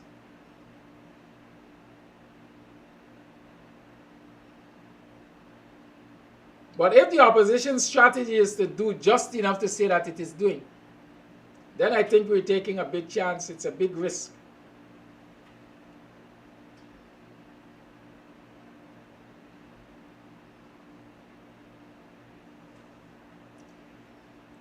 Shazim Hanif wants to know what I've ever done for my supporters. Is that what he said? Followers. All he does is talk and talk. He don't put food in your pot or pay your bills. He speaks of the school grant. What this party did for the people and children when this party was in government. He views everything as little. But he fails to say what the PNC did for his people. All Kadaki does is talk. He's being paid for his supper and the time to follow black people. I don't understand that in totality. But let me analyze it for y'all to some extent. What have I ever done for people? I've always said to my children, let me use my children as an example, and my students.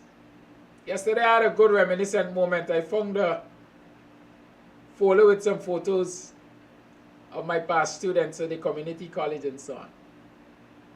I've always said it, and I say it only too. Education is a black man's salvation. I spend time to educate my people. I spend time to educate people in general. And the same Hanif that is here is being educated. And so I'm not only doing for quote unquote my followers, I'm doing for you. I'm educating you. I'm helping you to understand, if you will only open your mind and reason. I'm helping you to understand what is happening in this society of ours. What the Jamaican Gleaner or whichever JA, Wired Jamaica said is a simmering pot or something waiting to explode. I'm helping you to understand what's happening in this society. That's education. So for those people who follow me according to your terminology, they are being educated every day on some aspect of what is happening in this society. I'm sure there are a whole host of people who can say, as things unfold in this society, you know, Mr. Amsterdam, they tell us, look out for this. You know, Mr. Amsterdam has hinted at this. Right? No, I don't have the capacity to put food on anybody's table or pay their bills. That's not my responsibility. But I can educate people and I can point them in directions that they should go, that will ensure that their bills get paid and they get food on the table. One of the things I've always stressed is self-employment. Regardless of if you have a government job, a private sector job, always try to invest some of your earnings into something that you can truly call your own. And that's education that is valuable. I could get them $1,000, and that will not be equivalent to what I'm telling them there. So Shazim, unless you're intellectually lazy, or if you're intellectually lazy, when you're intellectually lazy, you'll conclude that I don't do anything for my followers. I don't have them to pay their bills. I can't do that. I don't control the government coffers. But does the government help them to pay their bills and to put food on their table adequately? The government that has the public servants wallowing in poverty by restricting their income, by subjugating them to all kinds of demeaning situations. Any of you heard that voice note yesterday? I think I heard a voice note yesterday of a teacher pleading with the parents of her children to remember it's Teachers Appreciation Day and not send her a plaque, but send her anything small that they can afford in cash. Anything small that they can afford in cash, so she can accumulate that cash and get something that she needs. That is what our professionals are brought to, begging. The other day I was shown a trainee teacher going to school. with 2 heavily laden bags. Miss, what do you have in those bags? I have snacks to sell to the children. Because you're not paying us our stipend on time. And if when we get our stipend, it's inadequate. So I don't have the capacity to pay people's bills and put food on their table. But the government which has the capacity to do just that, the government that the likes of Shazim support, is not doing that. And it's not because they don't have the resources, it is because they're wicked and vindictive and racist. They're truly an apartheid government.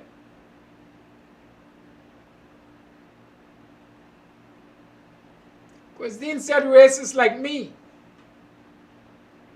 are bent on destroying Guyana. The people bent on destroying Guyana are the very people that Christine and the others are defending. But they can't see it. Because they're intellectually lazy, they are selfish, and they are part of the problem of this country.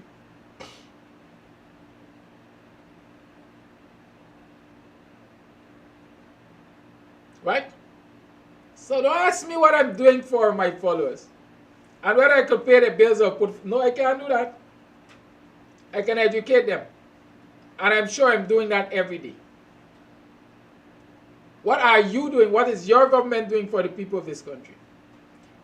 I will share with you a letter so that people get an understanding of what your government is doing for the people of this country.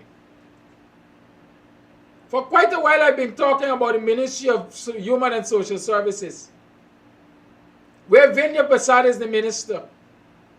And I've been saying that when you look at her from the surface, she's such a beautiful and soft-spoken lady and so on, and she's nice.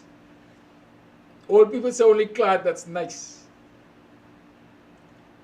But from reports coming out of the ministry, she is one of the most racist human beings they got. Some people say bad-minded. Another adjective to add to her right now is incompetent. And I'm not the one saying so.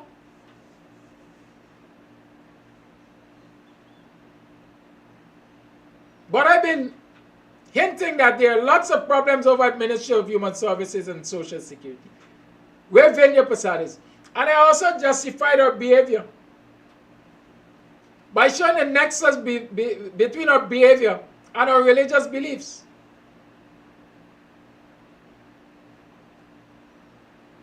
She heads one of the largest, if not the largest, Hindu organization in this country. And whether you like it or not, Hinduism is steeped in class and caste, discrimination, racism.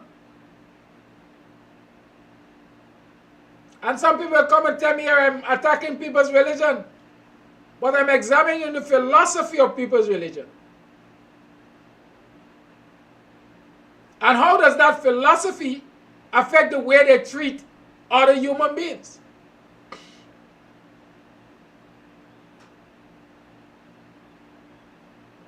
Right? So let me share that letter with you.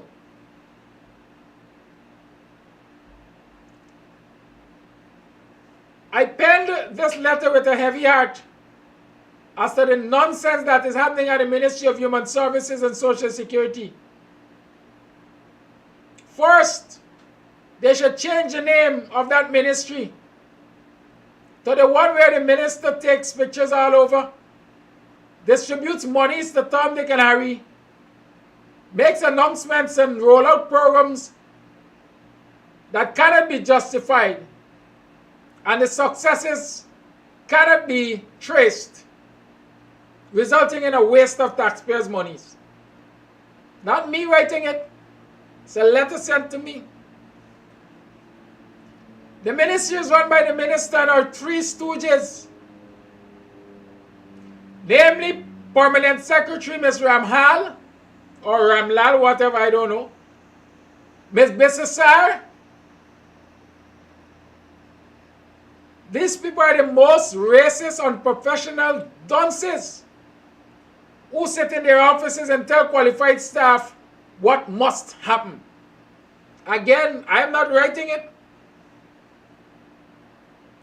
They are like three blind bats that know nothing about the roles and functions of the ministry and are running this ministry worse than a cake shop. All they are good at is sitting all day, talking names, and running down staff. I'm very sorry for the way in which they treat the assistant chief, who they would instruct to break rules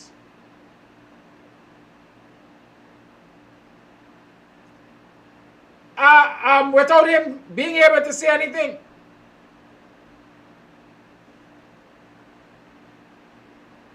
The minister and the three stooges have no human element inside of them.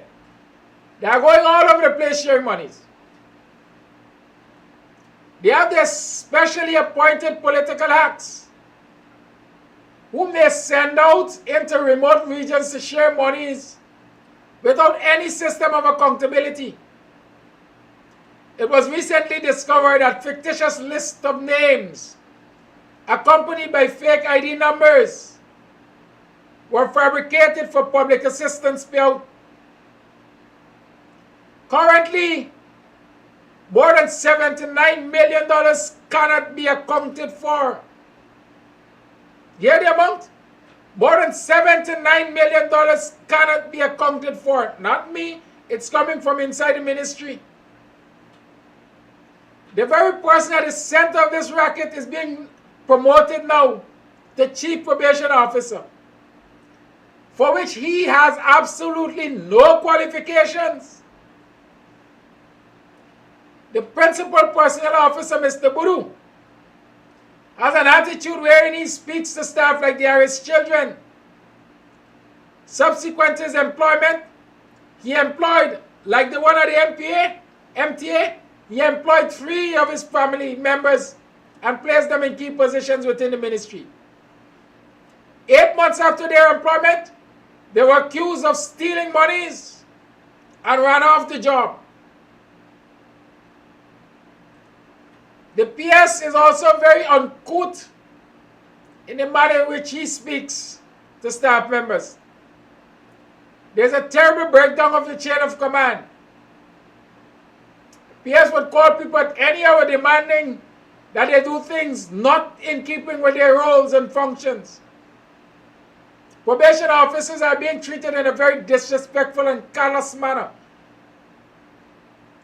Last year, distribution officers had to be leaving their families and running all over to Linden, Barbies, and Essequibo to distribute pension books. Now for this year distribution, they're asking for auditors to be present to sign off on each book during pension distribution, as if these officers are thieves or dogs. Mr. President, that is not all that you're asking the officers to share pension across the country. That is not all. They're asking officers to share pensions to the entire country in 16 days. They're taking all the accounts clerks from all over the country to have the cash in them and share the $28,000 cash grant on spot. Why take all the account staff from all over the country to share this money? I saw movement on my program just now. I guess they're trying with it. It's no problem. But we will not be going to any centers with all of that cash around. Our life is at risk. The minister does not listen to staff. And our meetings are a waste of time. That's not all. They want you to start working from 6 in the morning to 2 at the centers. Then go house to house and share pension books to the shut-ins. And she's also saying that if pensioners don't go to the centers to uplift their cash grant between the 24th of September and the 8th of November, they will not be getting that cash grant. Mr. President, please have an urgent meeting with this minister and put some sense into her head concerning the risk of sharing monies at the centers, and let her find another method. The worst of the set is Ms. Bissessar. A completely mad woman, according to the letter writer, that operates at Cornell Street. And she fetches news to the minister, who believes all her lies and acts in them. They are giving pensions to their friends and family for as far back as last year. They are bringing friends into positions with no qualification. They are using and turning staff members against each other. They are stealing the monies from these programs they claim they are rolling out. Ask Ms. Bissessar, Mr. President, to give account for the $18 million that was given to her for pension distribution last year. Why all these people are leaving the ministry? So far, there are more than 10 persons who have left already, and others are going. Please, Mr. President, help us. That's the appeal of the letter writer. This ministry is in a mess, and it's getting worse. All the staff are fed up and frustrated with these mad people that are at the head. Now, this is nothing strange. This letter did not take me by surprise. The letter did not take me by surprise, because I've been saying to you that there's a lot of inhumanity at the Ministry of Human Services. And I like to call her name because I can call her name freely. One of our viewers, Zola Cameron, served that entity for more than 15 years and had to cut and run under the current minister. And she can detail a lot of these things. She can attest to a lot of these claims. And there are lots of others who can attest it. So Shazim, or whatever your name, let us ask you, what is your minister, the Ministry of Human Services, doing for the people of this country? People have already made their sacrifices to this country, despite the fact that they have all the access to the resources. Y'all answer that for me. It's 21 minutes past the 8 o'clock hour. We continue to talk the things. Shazim, how did you sleep last night? I rather suspect you had a peaceful rest, undisturbed. But go and ask the people in West Le Penitence how they slept through the night. They will tell you that this uncaring administration, in a quest to develop shiny projects, to prove to the world that they are doing things, and they are doing things in African Guyanese communities, had heavy-duty trucks and machinery operating in West Le Penitence throughout the night last night. Heavily laden, heavy-duty trucks transporting whatever they're transporting into West Le Penitence Pontrench area to work on their 3-lane highway, disturbing the residents all through the night, shaking the core of the foundations of their homes. Have them passing the night in fear. Ask your government how they are contributing to the well-being of those residents. Ask them.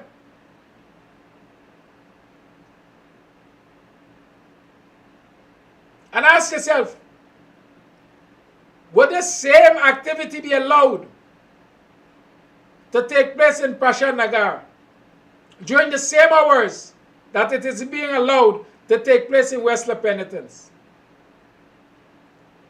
Or do you expect the same kind of activity to be allowed in Praderville or even Sobrianville during the hours that it is being allowed to take place in West Le Penitence? Y'all answer that for me. And then come and tell me how racist I am, while I tell you how apartheid this government is. We are living in a society where those that are sitting in the seat of power.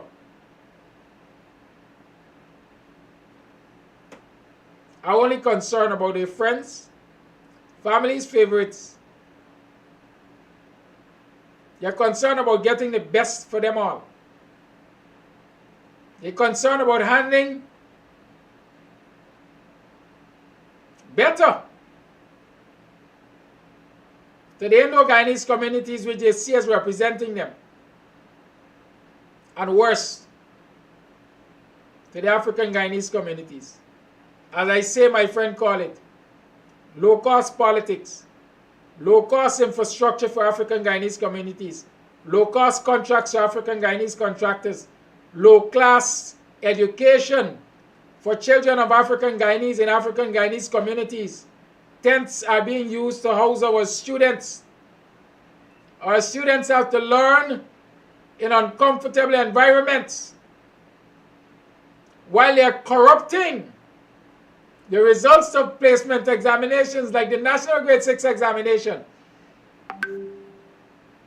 to ensure that their friends, family, and favorites' children go to the better equipped schools, and those who don't look like them and don't support them, allegedly, assumably, end up in schools that are ill-equipped, overcrowded, and poorly staffed, poorly resourced.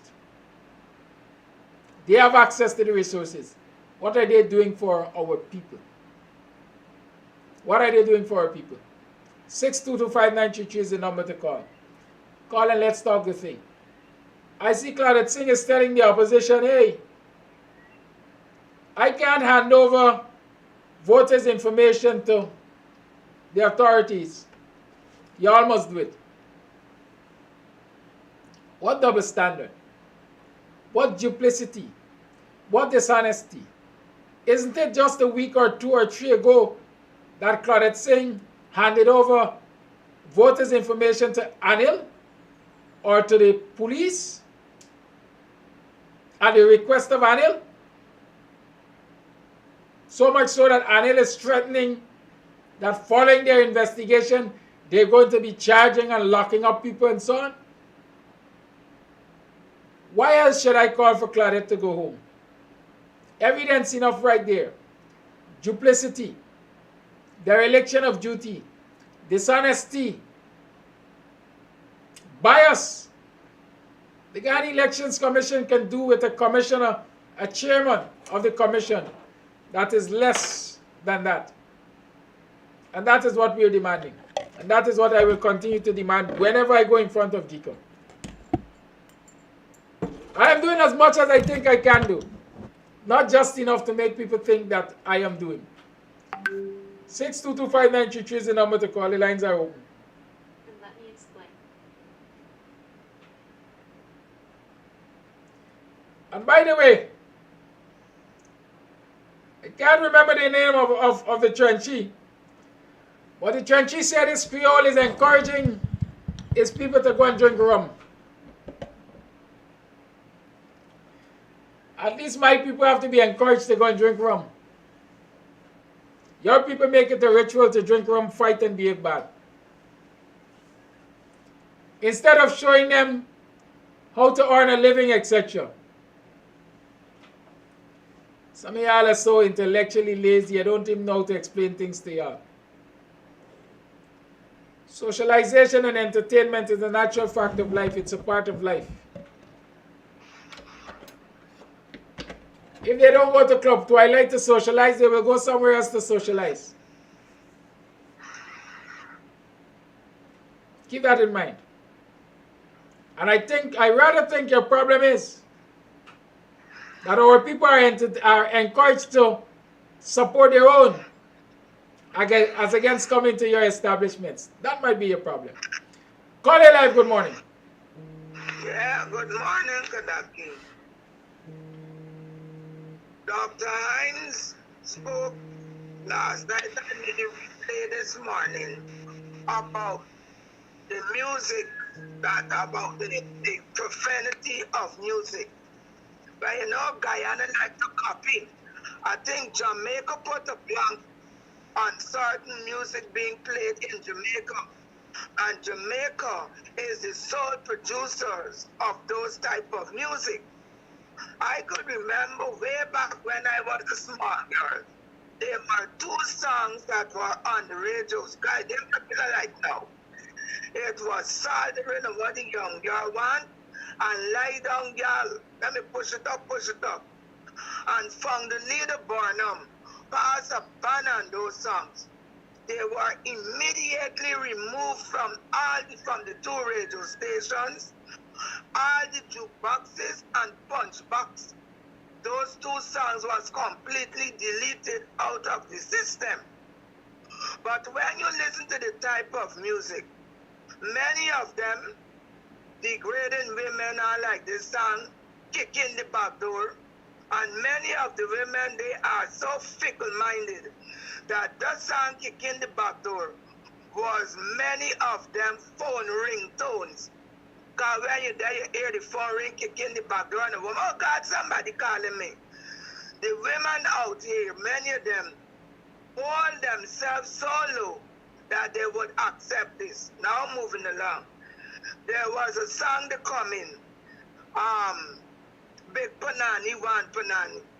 And a big lady, age, loved this song and was singing it all the time. So her son said, Mommy, no sing the songs. And she wasn't. I said, Bible, make me can't sing this song. He said, Mommy, this song saying you big. And she didn't understand. So he got to, she said, Mommy, me want to tell you something.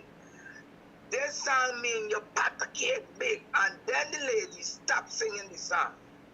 Anyway, going along now, they talk about the leader of the opposition on this protest.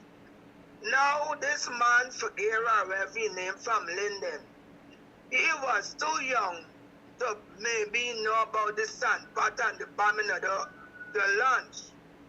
But he was big to remember when three men like himself, whom would have been around to see children and grandchildren grow up, probably great-grand, were murdered on the Linden Demerara Bridge, standing up for the people of Linden. And to see the other day, when the installed 19 fraud charges showed up in Linden, he was all around, another umbrella by, shaking that man hand. Now, he is supposed to be APNU AFC representative. Now the leader of the APNU decided not to shake this man hand because of the atrocities that the installed regime, headed by 19 fraud charges, is continuing to do to his African brothers. They are putting us in an apartheid state. And I believe that Sharon Figuera should have rescinded, because let me tell you, meaning government, but you think if I go anyway, a 19 fraud charge is there, a 19 fraud charge come to shake my hand, I will tell him straight, you touch me, you're going to get charged to assault. You can't see these people doing us these things.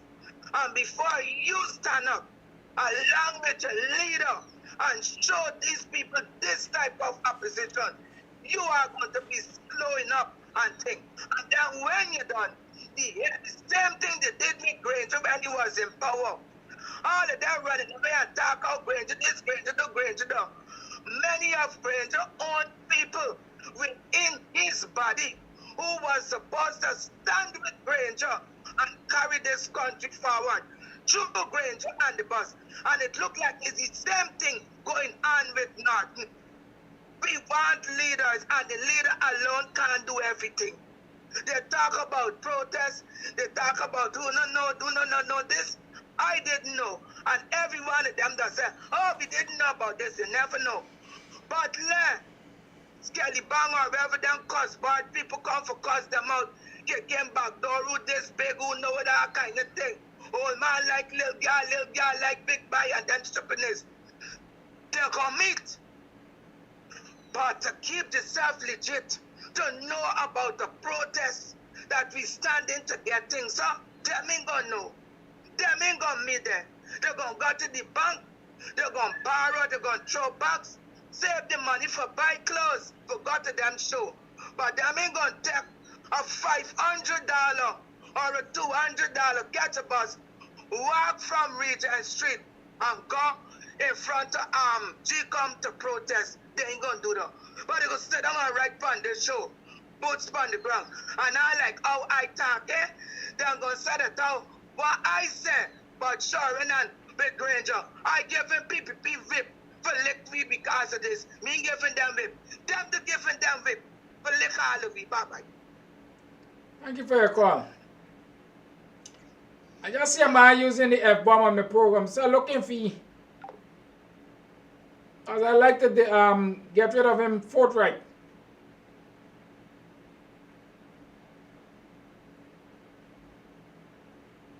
I don't know if one of the moderators removed the comment.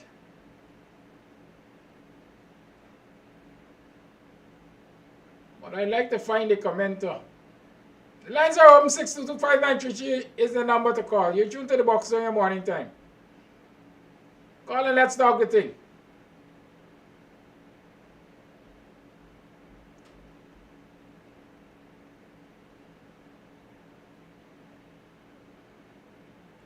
Let me see if we have any voice notes. Call you live. Good morning.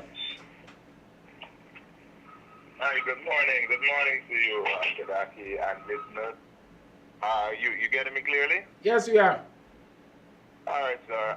First thing, I don't know, maybe you may have seen that post before. You may be able to assist me with it. But it was at the entrance of a university somewhere there in Africa.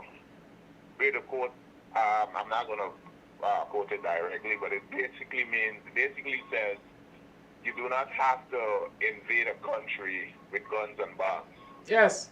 But allow for cheating in the university and minimum education for the people of that country, and you will be able to destroy that country from within. All right. Now, I'm saying this to say the PPP is starting with Linden and Black communities. With Linden and Black communities, I'm referring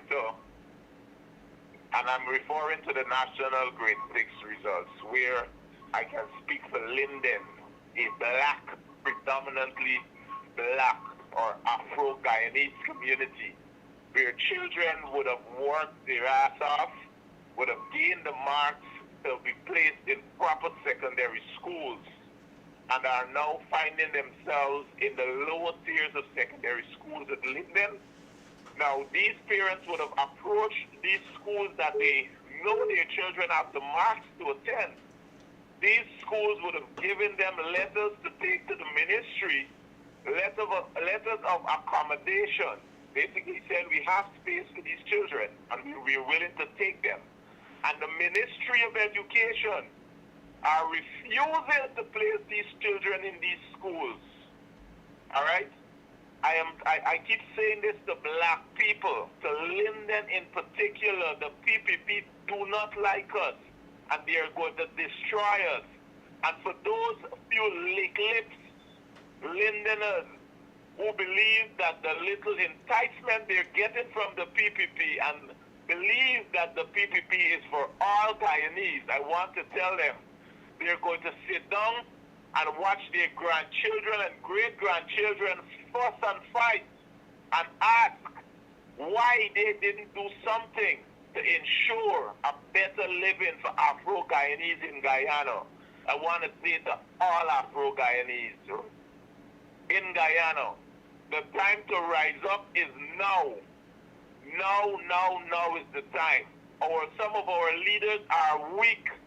I would have put a post up with Figueroa when they were at that engagement, when he gladly get up and smile and shook Ali's hand. Okay? A lot of people said I should allow the man to do his thing. Now we see the further disrespect when Ali run into Linden on his campaign project. Okay? Because I can tell the people, I can tell your listener, the PPP is in campaign mood right now. Next week is one of the important weeks. I think it's next week where the CCJ will be giving their ruling. Alright? Now, Ali is talking about 5 years. The coalition had 5 years to put down a synthetic track.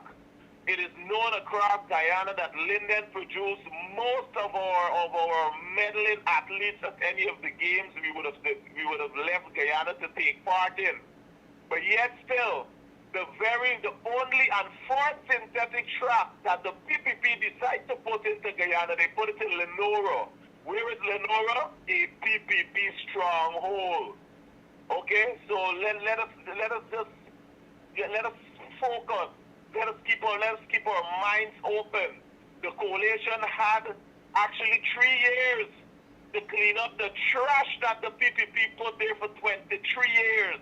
The PPP had 23 years and did nothing for the region of Linden. But now come and trying to tell people about 5 years to complete this synthetic track. But I can see German Figueroa look for the insult that he received at the hand of a damn dunce. Thank you very much and have a great day. Thank you very much, Scholar. You know, I'm encouraged when I get calls like these. You know why?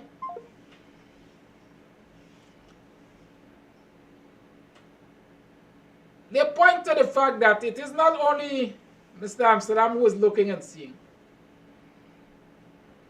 And like whatever his name asks, what are you doing for your people? I'm sharing knowledge.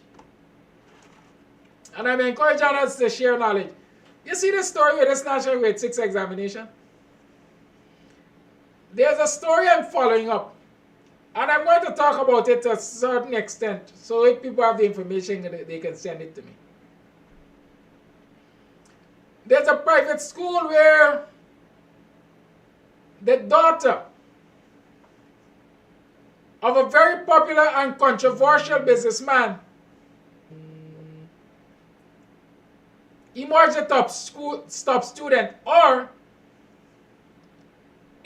was named the top student. But at that same private school, called Holy Line, an Afro-Guyanese student is believed to be not only the top student for that school, but is believed to have topped the country at the National Grade 6 examination.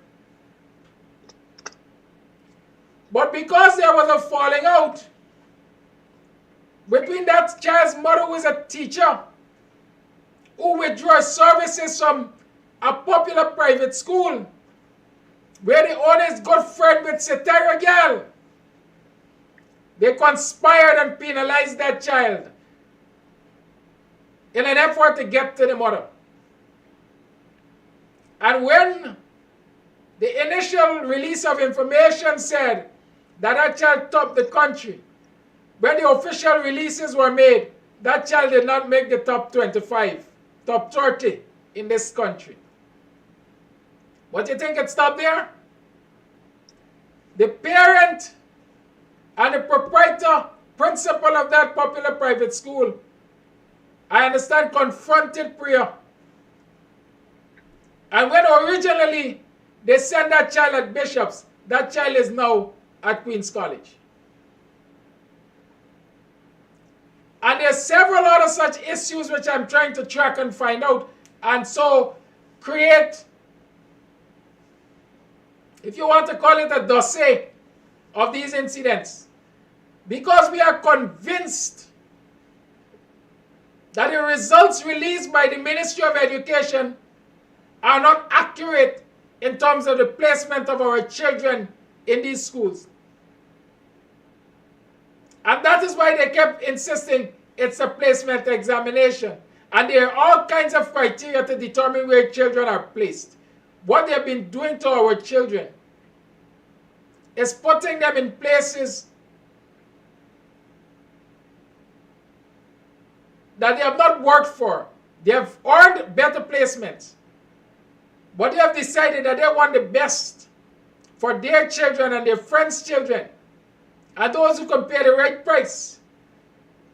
And so they're robbing the children of the ordinary man and woman of their rightful places in these very senior secondary schools and throwing them anywhere based on all kinds of criteria that they're creating. I'm sure there are lots of parents who know this is happening, but are either afraid to challenge it or cannot afford to challenge it. And I'm putting it out there. And so I'm saying, once you have that information, send it to me. And let us make it public.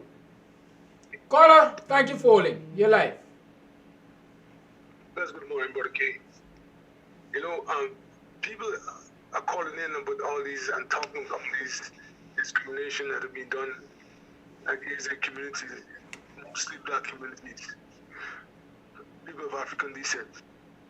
And the thing, or the way I look at it though, is that it seems like people in the whole, and this is worldwide, thinks that they have a license or they have a right to be discriminatory against black people, right? Even being black people think that they got a right to do whatever they got to do against black people.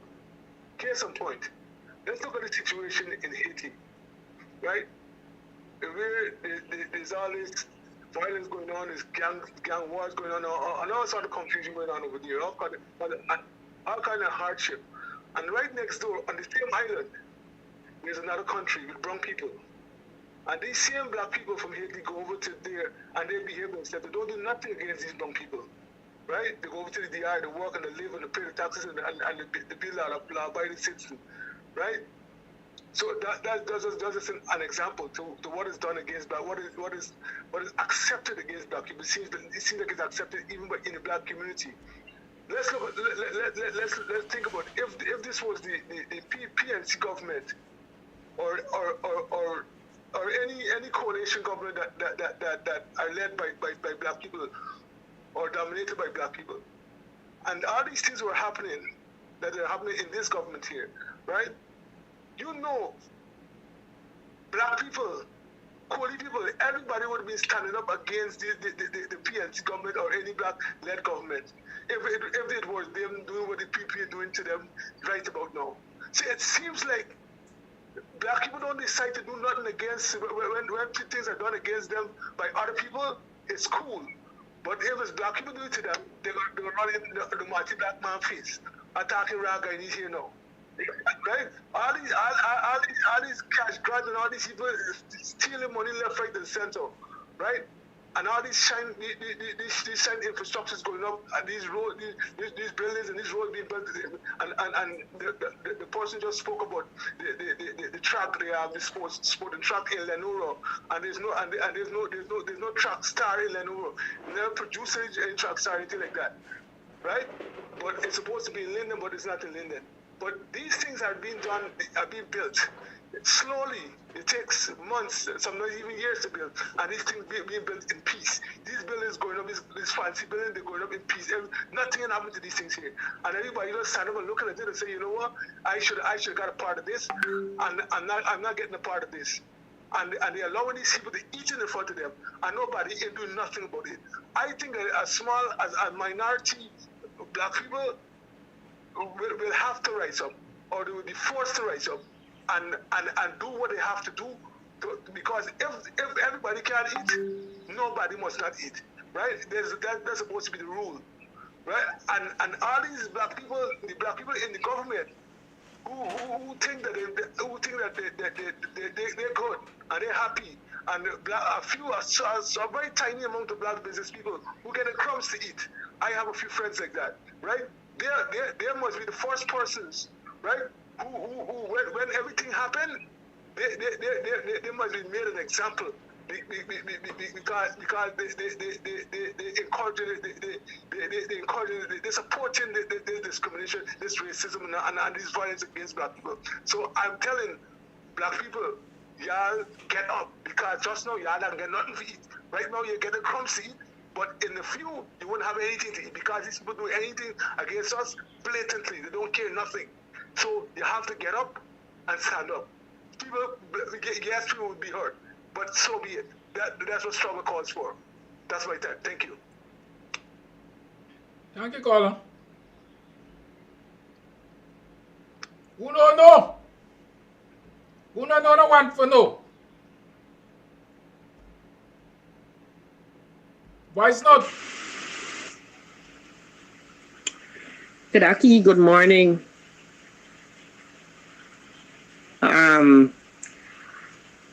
This is to all our union, credit union members of the Public Service Credit Union. Please, I'm pleading with you members to turn out in your numbers on the 24th of October, which is this very month, and vote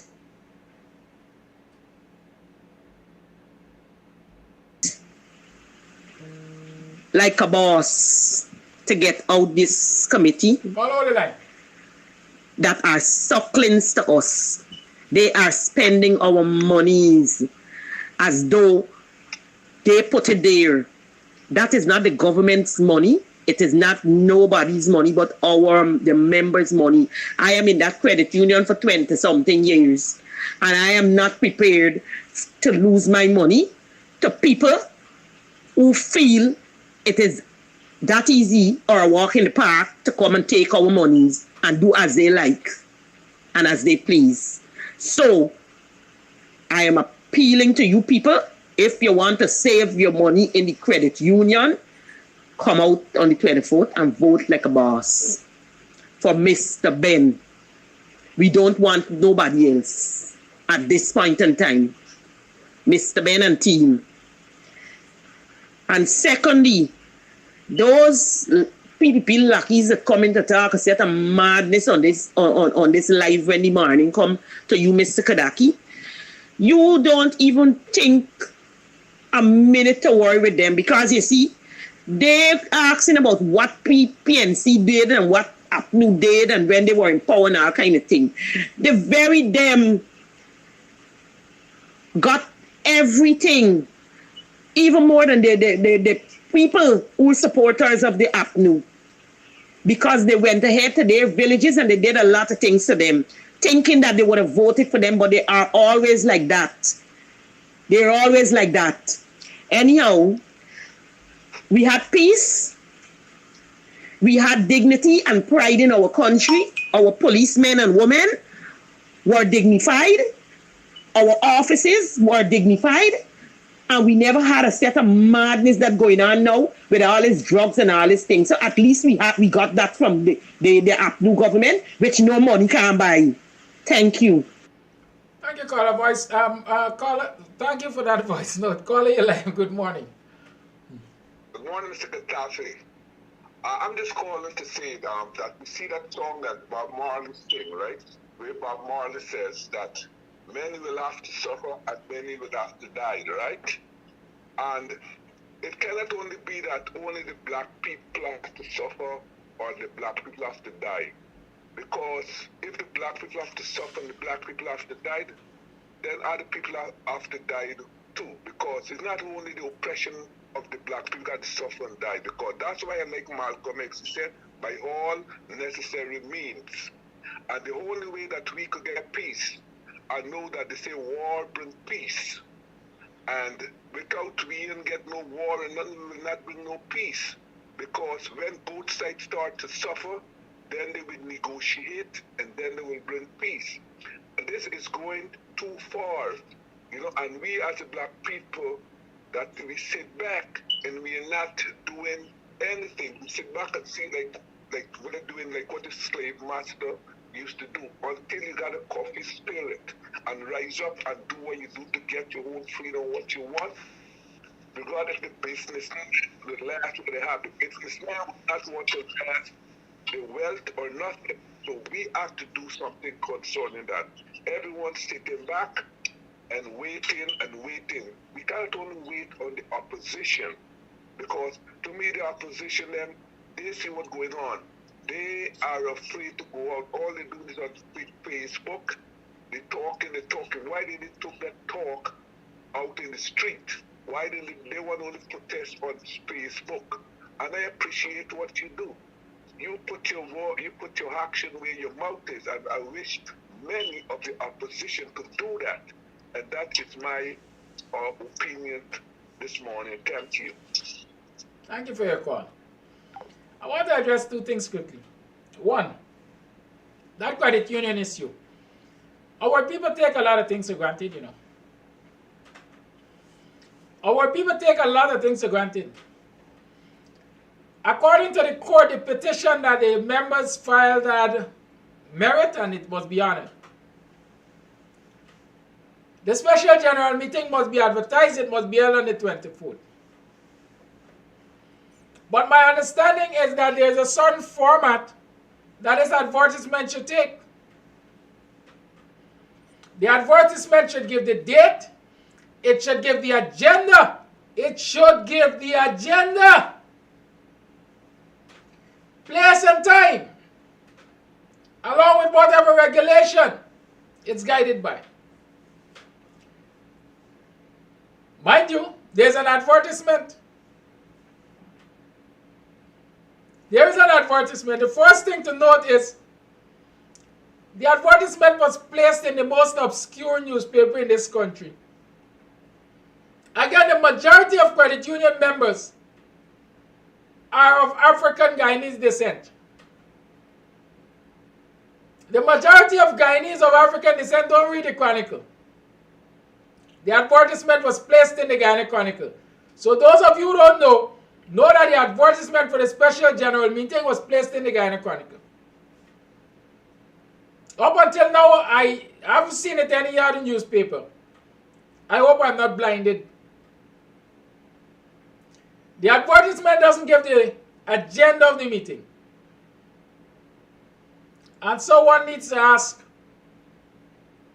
if the publishers of this advertisement are following the regulations, and if the advertisement is legit, for want of a better word. Put me in the position of those who are so concerned about what's happening over there. I would have been approaching my lawyer to approach the court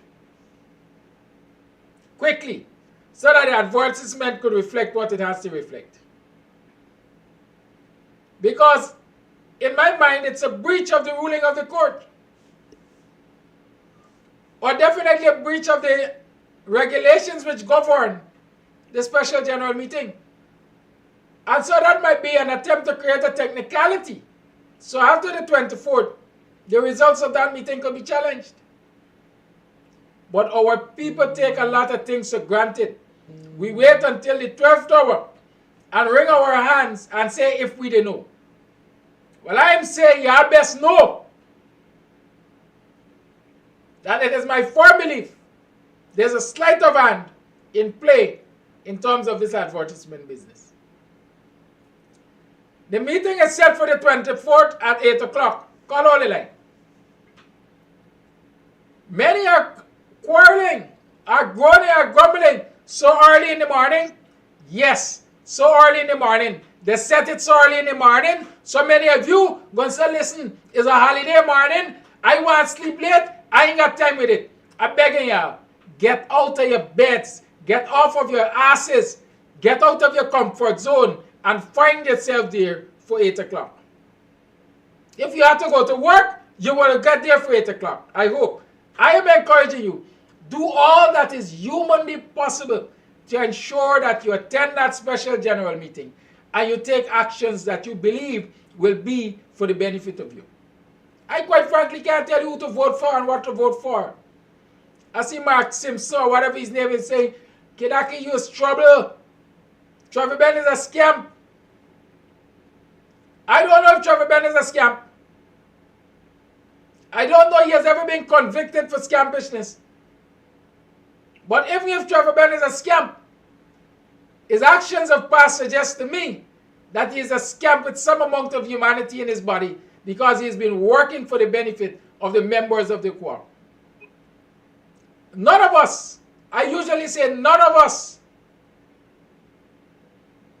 can be considered angel. Every single one of us have a dark side.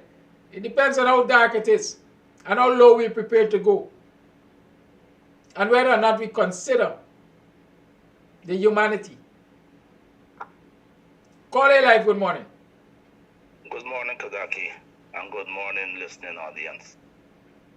Now, on the same note of the credit union, imagine that's the only lifeline for black people, and the PPP is trying to dominate it or take it over. And look who are the people who they put in charge of, or the interim management committee. A load of black people who they give pittance to and who feel comfortable in the zones which they have found in this current administration. But look at the masses that are affected as a result of the stand those 9 people took, or at least most of them. Because yesterday I listened and I looked at the meeting which was held, and you can see that the people are in dire need of help. And that committee which the last chairman who had to go to court because of this skullduggery, Ben or whatever his name is, people seem to like him regardless of what they say. This guy knows about the structure and the running of such organization, and he has the support of those people who are members of the union of that co-op society. Why are the PPP trying to dismantle the only lifeline left for black people? I can't understand it. And I can't understand how black people try to bring down so many who are in dire need, who are in dire help, who need so much support because they go to the banks and they are discriminated against. Every which way they turn in Guyana to get a loan or a mortgage, they are shown nasty faces, and sometimes they look at them plainly in public's view and tell them you do not qualify, regardless of what they bring. Because I can tell you, I have a friend who had wanted to borrow a paltry sum, put up his house against that sum he wanted to borrow. They took him 2 months to call him back, only to tell him that he does not qualify. See, on what ground am I not? Does my house worth more than the amount I wanted to borrow? And I'm talking about an amount less than $1 million. And the bank turned him down, all because he's black. And by the stroke of a phone call from an Indian friend who he had,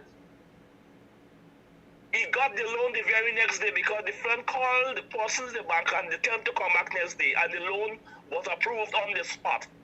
You tell me these people are such despots. It's only God knows which part of the hell they're going to be burnt. They need to come out whenever that voting has to take place and make sure they keep that one solid institution which can help them to stay alive. Because right now their noses are deeply sunk in water. They need help, and that's the only source. No one else is going to help them. And whatever the administration does, the private sector work in consonance. If you don't get hired by the government and you go to the private sector for a final position, they look at you with scorn. And earlier I heard someone spoke about that young lady from who grew up in Prashadnagar, Vidya Singh Pasado, or name who looks after the social services. Those people are racist from birth. I know them.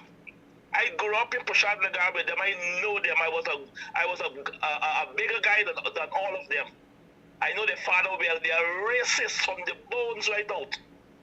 So what she is doing is nothing strange. It's something in keeping with that Hindu policy that she pushes. Look, when they had the situation on the East Coast, all those families who were murdered, shot by the police, she never turned up one day to their homes. And as soon as this nonsense from this fat boy who ran to Monrepo to dole out money, there she was next day with a truckload of all the goodies for those people who were traumatized, even though it was a PPP skit. Come on, man. I'm tired of telling Guyanese, we cannot sit down and expect change to take place. Lives have got to be lost. But I can assure them it won't be lost on one side of the divide. It will be both sides. And when that started, when they start to count those money bags, people will wake up, ideas will start to flow, common sense will prevail. There will be a change in Guyana. And this is the prime time to get it done. Because those multi-trillion dollars which is invested in the oil in Guyana, the US wouldn't want to see something like that happen right now. So everything will be put on the table. And I know Hickins, Caesar, Blanham, and them, they want to protect what they have. They may appear to be bad boys now, but when things start happening contrary to the expectation, you'll see a change in all of their personas. So I'm saying, brothers and sisters, don't sit down and take this thing lightly. Change would never come until people start to drop. I say no more. You guys have a wonderful day. Thank you, caller. Mark Simpson wants to know if Ben promised me something. What kind of fool do you think I am? You know, one of the things I take pride in, I always make disclaimers.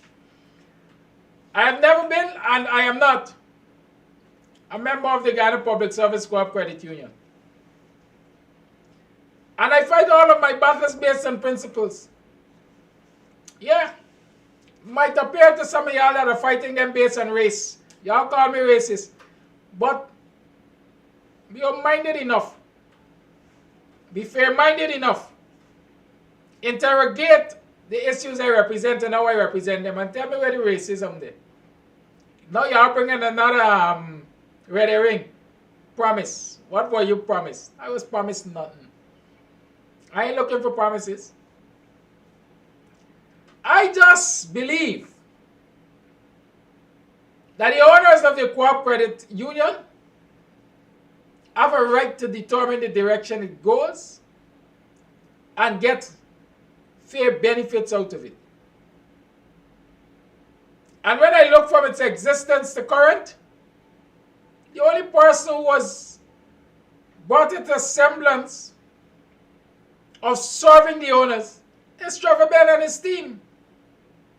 It so happened that a large percent of that team, like Charan Das, perhaps were bought out.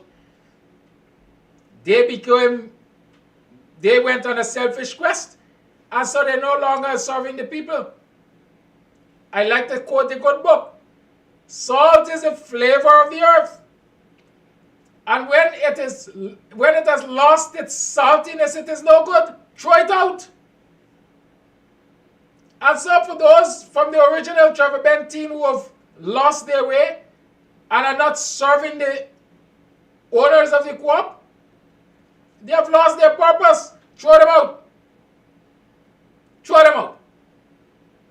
If tomorrow morning I find Trevor Ben to be corrupt and complicit and not serving the members of the credit union, I will campaign so that he can be thrown out. It is as simple as that. Daniel Siram is a member of the coalition. I think he's not serving the people of Region 4. I say throw him out.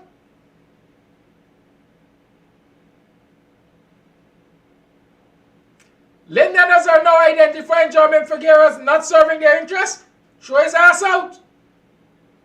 It's as simple as that. I operate on a basis of principles.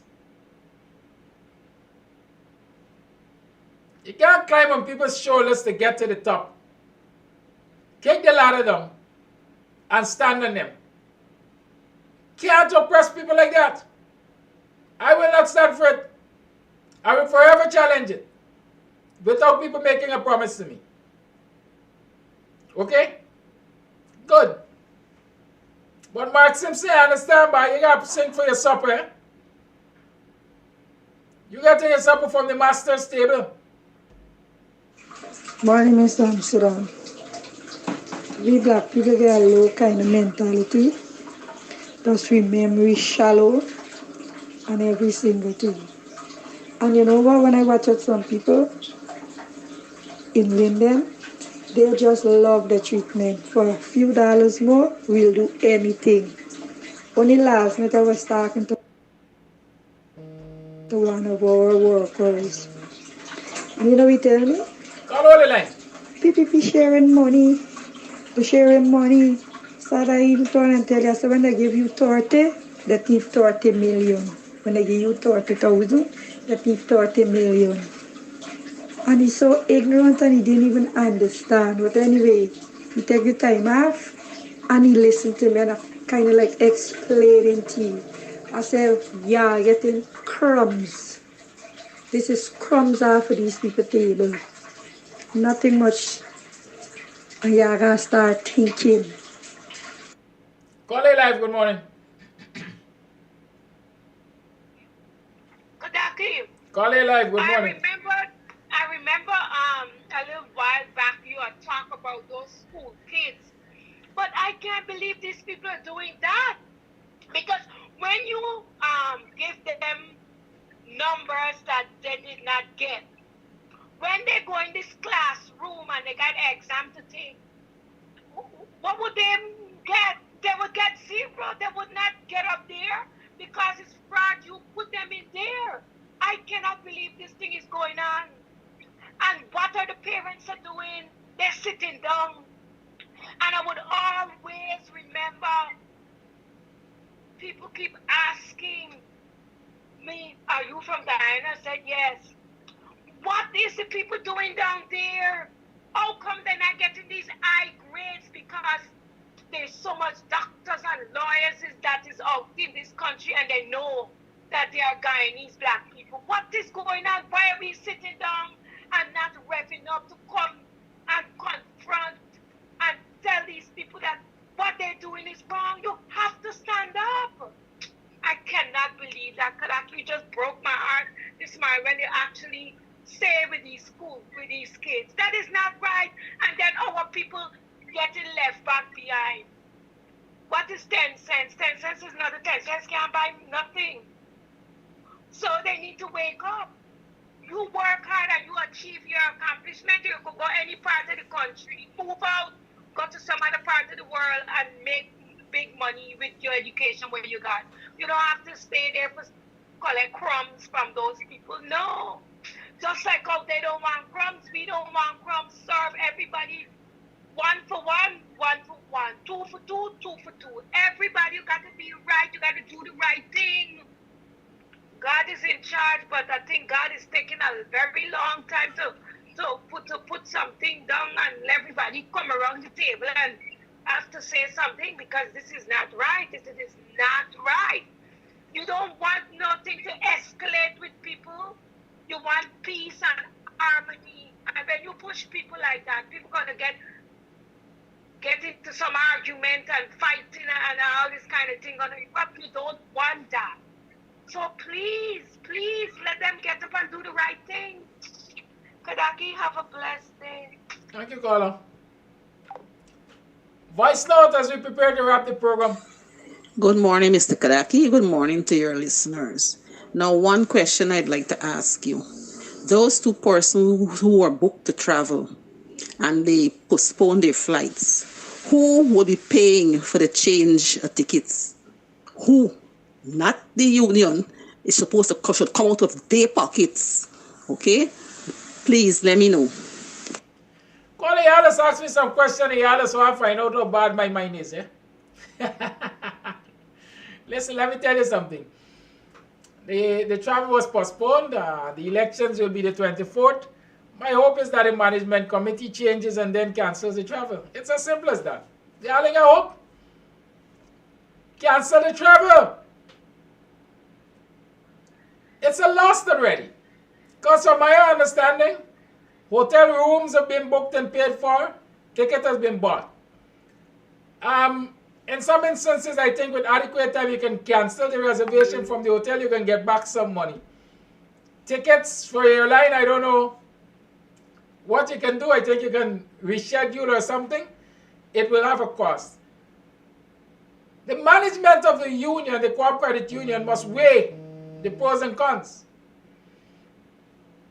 Right? At least the new management will certainly be willing to weigh the pros and cons, I assume. Let me tell you all something. And I just remember. I got information that a certain member of a staff of the cooperative union was dismissed recently. I understand it was one of the favorites of the current committee of management. And that person it is alleged that person was involved in corrupt practices on several occasions. But just recently, that person was dismissed for falsifying receipts. Those are the kind of people you want around your money.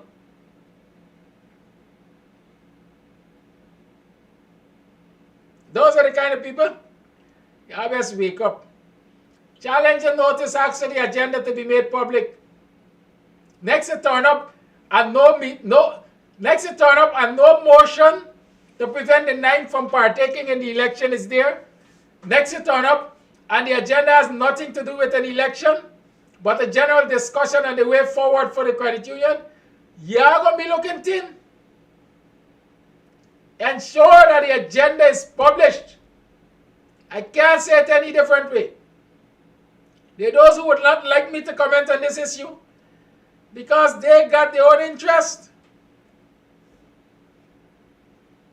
They got their own interest. But like I said, my discussion, my approach to a lot of things in this country is based on principles. Cooperative, let me just say co-ops. Co-ops are known to change the lives of people around the world for the better. Why should we have a co-op that has the resources that can change the lives of a section of the Guyanese society for the better? And we must allow others to take it over and prevent people from enjoying the benefits of their labor. Because that is what it is. Their labor, they pay their dues, it is their money.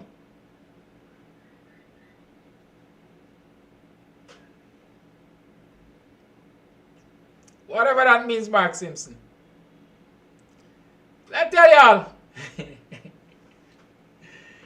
like your government, a lot of you come here and talk nonsense to me about looking for a job and singing from a supper and so on. Y'all want to know where I live in. Y'all want to know where I live in. But you see this black man, eh? Maybe your sisters could never find out. Because I ain't the typical black man who like woman. You know, y'all got a certain, what we call it, a certain profile y'all just want to fit black people in. Black man like woman and sport. I appreciate both. But I have the discipline. I have the discipline.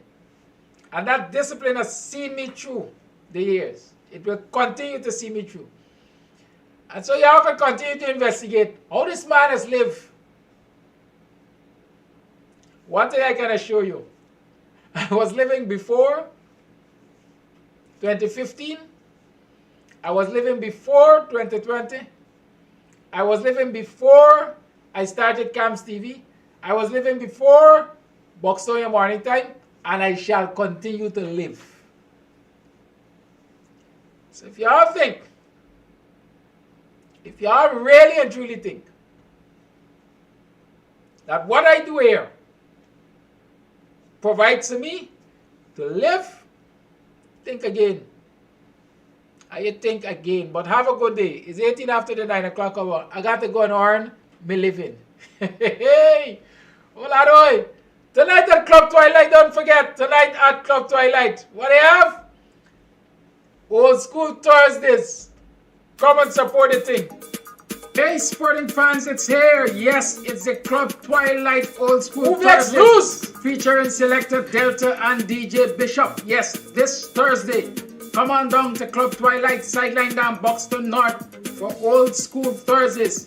Karaoke on demand. Yes, selector Delta and DJ Bishop on the ones and twos. Karaoke in the house and lots of old school style. Come check it out this Thursday at Club Twilight Sideline down Buxton North. Big up yourself and go on. Club Twilight Promotions done.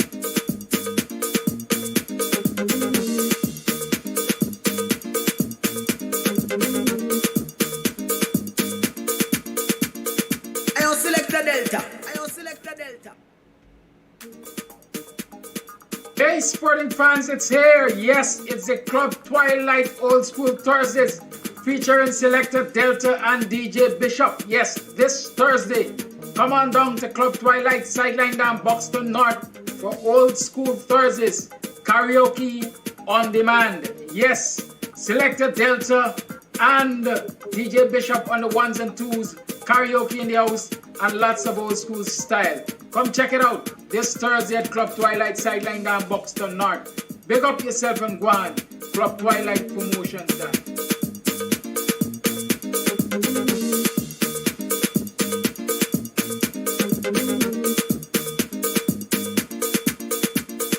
I don't select the Delta. I don't select the Delta.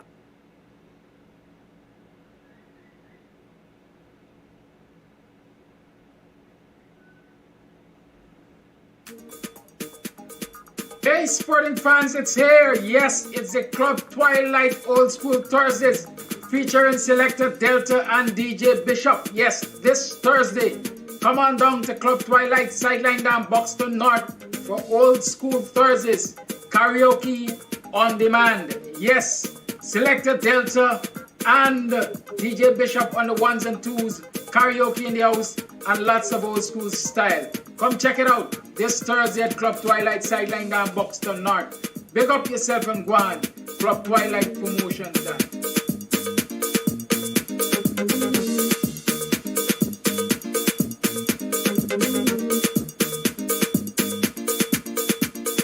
I don't select the Delta. I don't select the Delta.